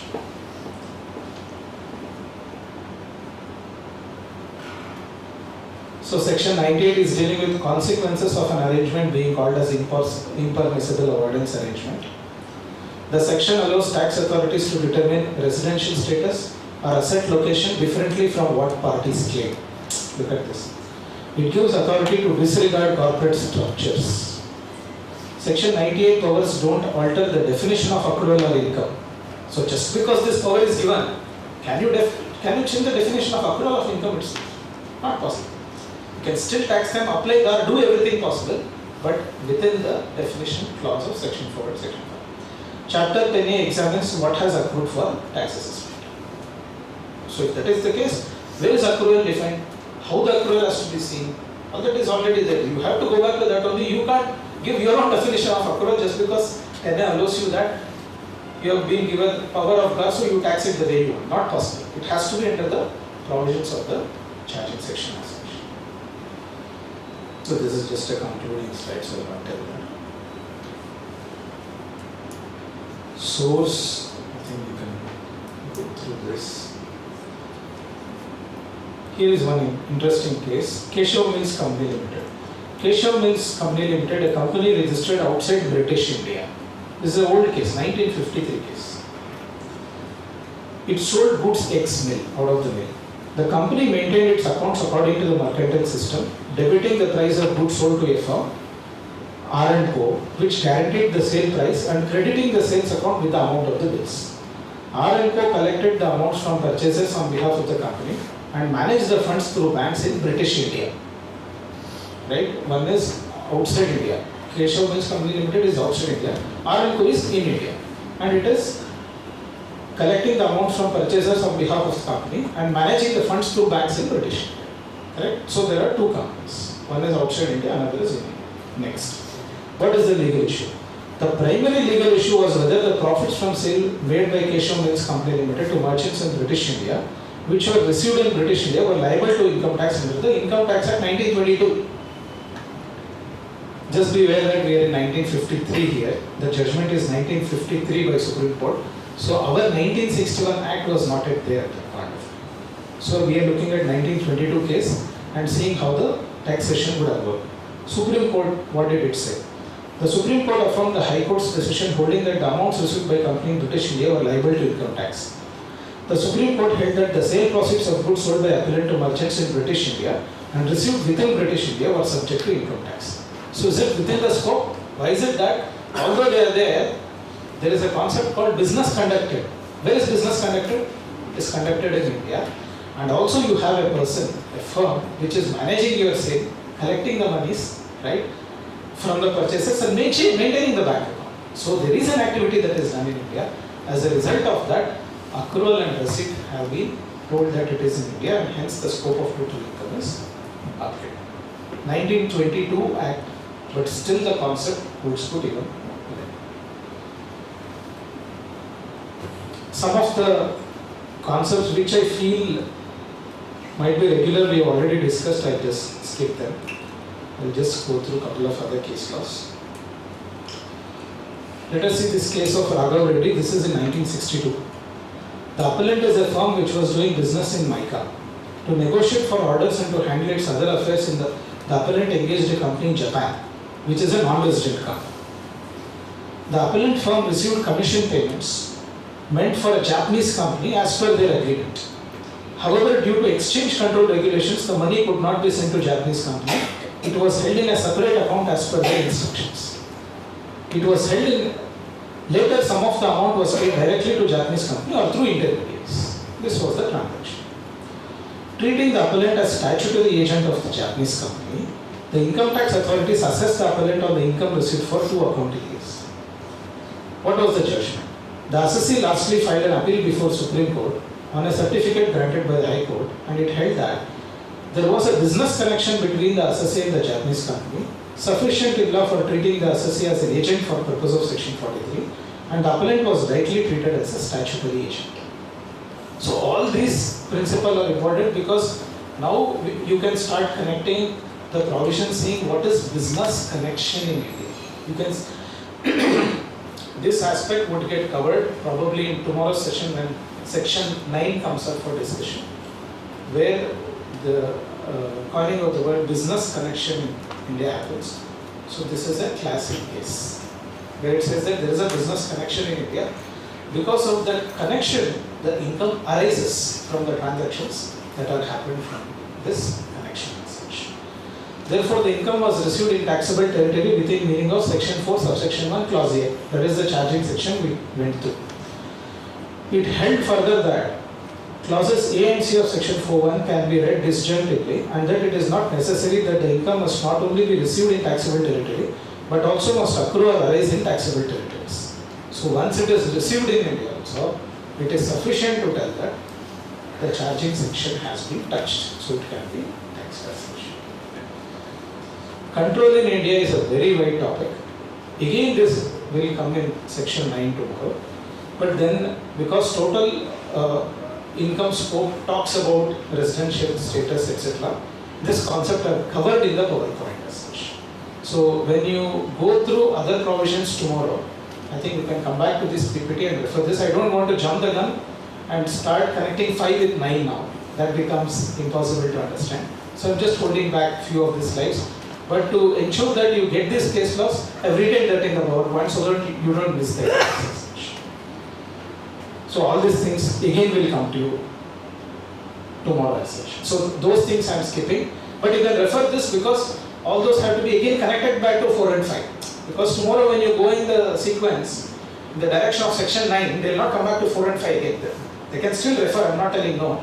But it is possible that few things may get missed, so those case laws also covered. Some of the very basics I tend to leave because I have quite a few slides because there are only 3 sections. That is the reason it is more complicated. Because if it is a wide section, everything is covered there. Otherwise, the law is funny. It is like this. There is one line and it has to be applied to 140 crore people. And every transaction is not the same. That is where the interpretation comes into picture. So I'm skipping those which I feel you can handle yourself. And we don't have much time also. So I'll move into concept of residential status because I feel there are a couple of concepts we have to be aware now because of the latest amendments. That is why I'm just skipping this. So I'll conclude section 5, move into section 6. Residence in India, important because section 5 tells that based on your residential status, accrual, receipt, we will determine, okay, this is your scope of total income. That is the reason residential status has to be read as such.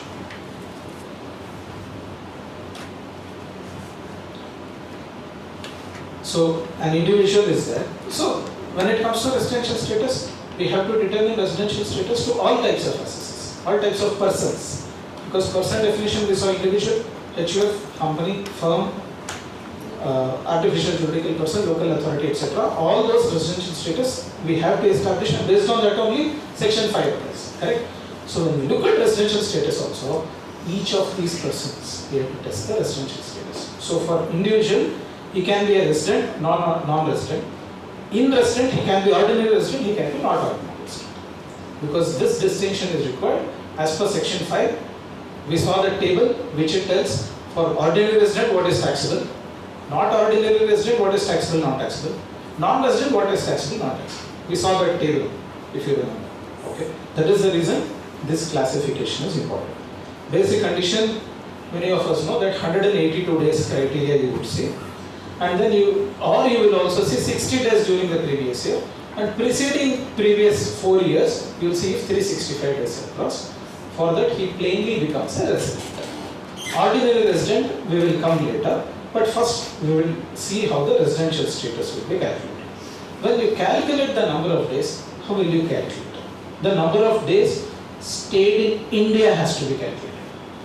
Why is it so complex? So it is something like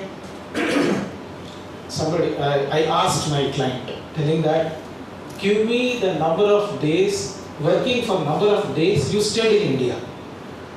So he gave very smartly. He gave the number of days he stayed outside India. And he told you take 365 and deduct this. Not possible because the interpretation is so minute, I am not able to carry that example here. In his calculations, in India comes 179 days. In mine it comes 183. Don't ask me why. That is how tricky the calculation is. That is why, be very careful when you compute number of days stayed in India, compute number of days stayed in India. Don't compute outside India and then 365 minus that. Many times it won't work. It is very tricky. Yes. So in this case, there is a date of departure and then we come back date of arrival. So should we take both? Essentially the law gave an indication that yes, you have to consider both. However, in below cases the authorities have held that either day of arrival or date of departure should be excluded in order to arrive at number of days. Assume you are at 181 or you are at 183, this becomes a serious topic. Global income taxable, global income not taxable. That kind of a scenario. So these judgments are given. Of course, in international tax principles also, OECD and UN model tax conventions prescribes that day of arrival and departure are to be included for purpose of calculating days. They would tell that. But we have to go with what is the law that is prevailing in India. So conceptually we have to understand that, because in that country what they do we don't know. They will follow that model and calculate number of days. But here number of days may be different. So if you add both, either it is less than 365 or more than 365. Makes it very funny. It is not, income tax is not logical at all. It need not be, because it is a taxing principle.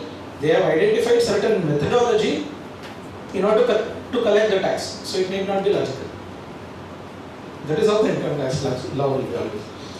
In case of advance ruling in 1997, if data is not available to calculate, it was held, this is important. If data is not available to calculate period of stay of an individual in India in terms of hours, then the day of arrival and departure shall be taken into account as a stay in India. So, in fact, that is where it becomes very tricky. Especially that 181 days, 183 days, this 119 days, 121 days, 59 days, 61 days, you will face all these problems. Correct? So, advance ruling is there telling that, okay, which hour you came, which hour you went. If that information is not given, they are not ready to tell that, okay, either of one day you remove. They are not ready to give. They are telling consider both. So, only if you have information, you have benefit in tax law. No information, no benefit.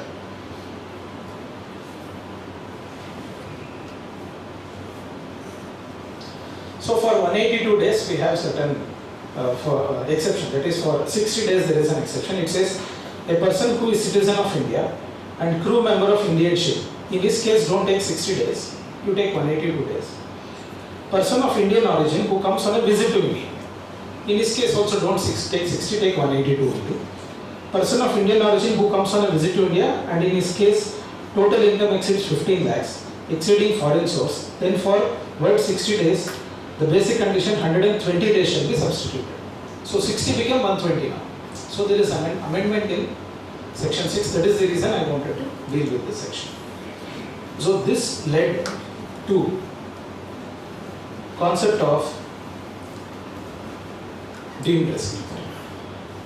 Now we have a concept called deemed resident. When he is a citizen of India, he has Indian source of total income exceeding 15 lakhs, and it is always total income, not gross total income, mind you, because total income comes after all exemptions and deductions. So be aware 15 lakhs is not gross income. You may be thinking, the client has got 15 lakhs rental income, he is finished. No, 4.5 lakhs he gets standard deduction. So taxable income becomes 11.5 straight away. Have to be careful. So we have to see the word total income here. So not liable to tax in any country by reason of his domicile or residence or any other criteria as such. There's a table that I have given. I will not go through this now because to sequentially go through this table also it will take 10-15 minutes. But this is there as a reference. But very important for you to go through this. In case you have any residential status problem, I am sure you fill the case within this chart, you will be able to get taxed. It is designed like that. Couple of case laws I will omit.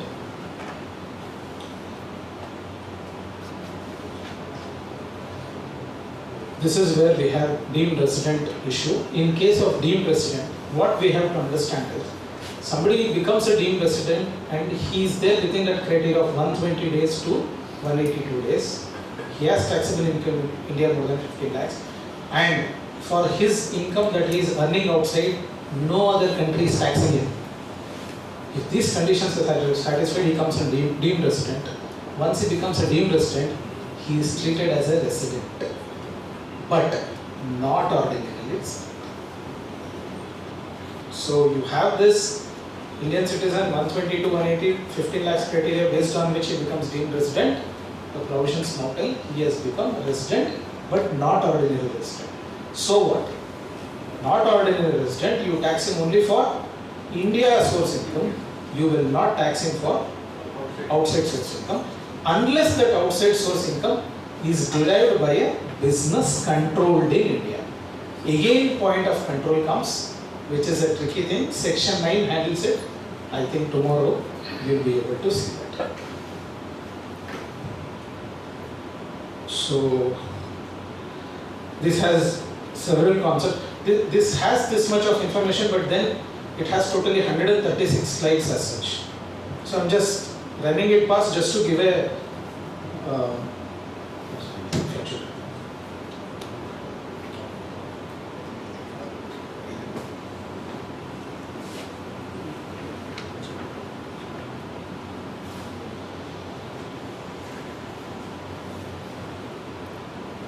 I'm skipping that scenario because that is also resident, not ordinary resident. I've put an example for that. Tiebreaker rule is an international tax concept.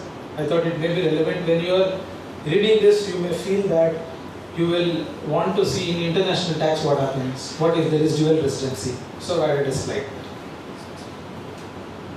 HUF residential status depends on Karta.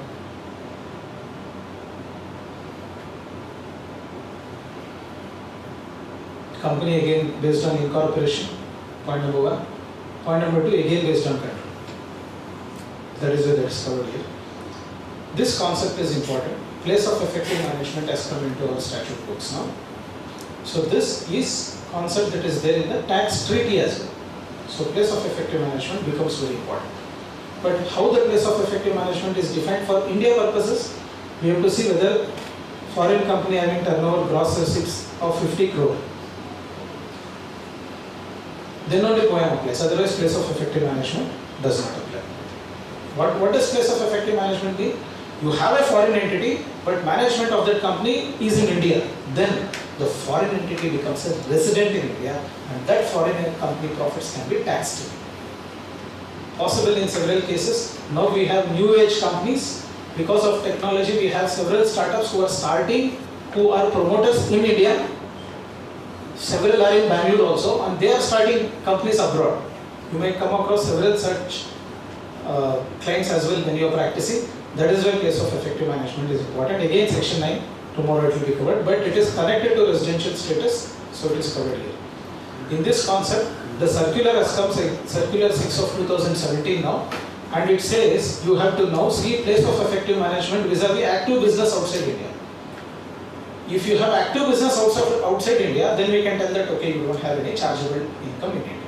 For that reason, this circular is covering a concept called ABOI. It is called active business outside India. This is current law. This is not a new law. We have to be abreast of this circulars as such. Normally we don't implement this because these many scenarios we are not facing still. Even though there are several companies outside, we are not seeing that 50 crores being crossed, or in those cases they've ensured they have appointed different directors there so that management is not here. That planning is already happening.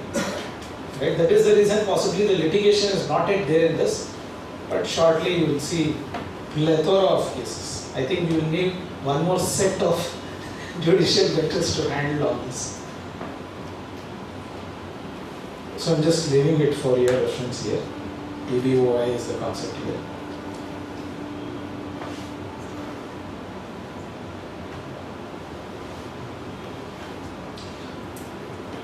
The system of assessment has undergone change. That is why I put this slide. It says, before holding a company as a resident in India, the assessing officer has to provide his findings to a collegium. Who are they? Collegium consists of 3 members, principal CATs or CATs as the case may be, to be constituted by the principal chief commissioner of the region concerned in this regard.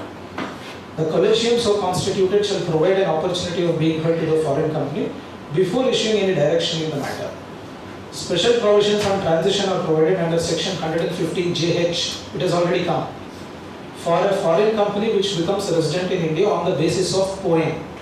What is transition? They, if you are in a different country, possible May to or June to May is your financial year, or Jan to December is financial year, right? There you may compute the income from house property by giving depreciation and maintenance, but here we give 30% reduction.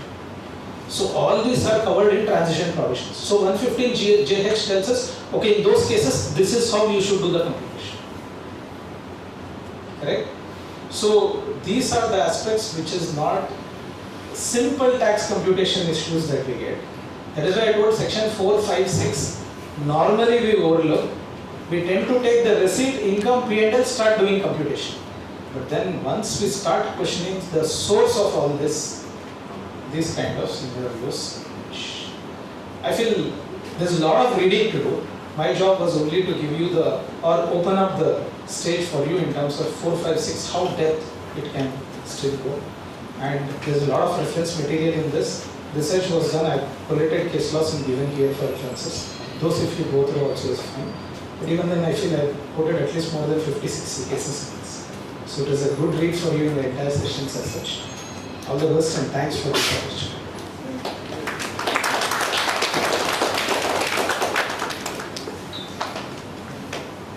We are concluding the session for the branch. So for tomorrow's session as planned based on your program schedule, please start attending the course as such. All the best. I hope it will be eye-opening sessions for all of you. Thank you.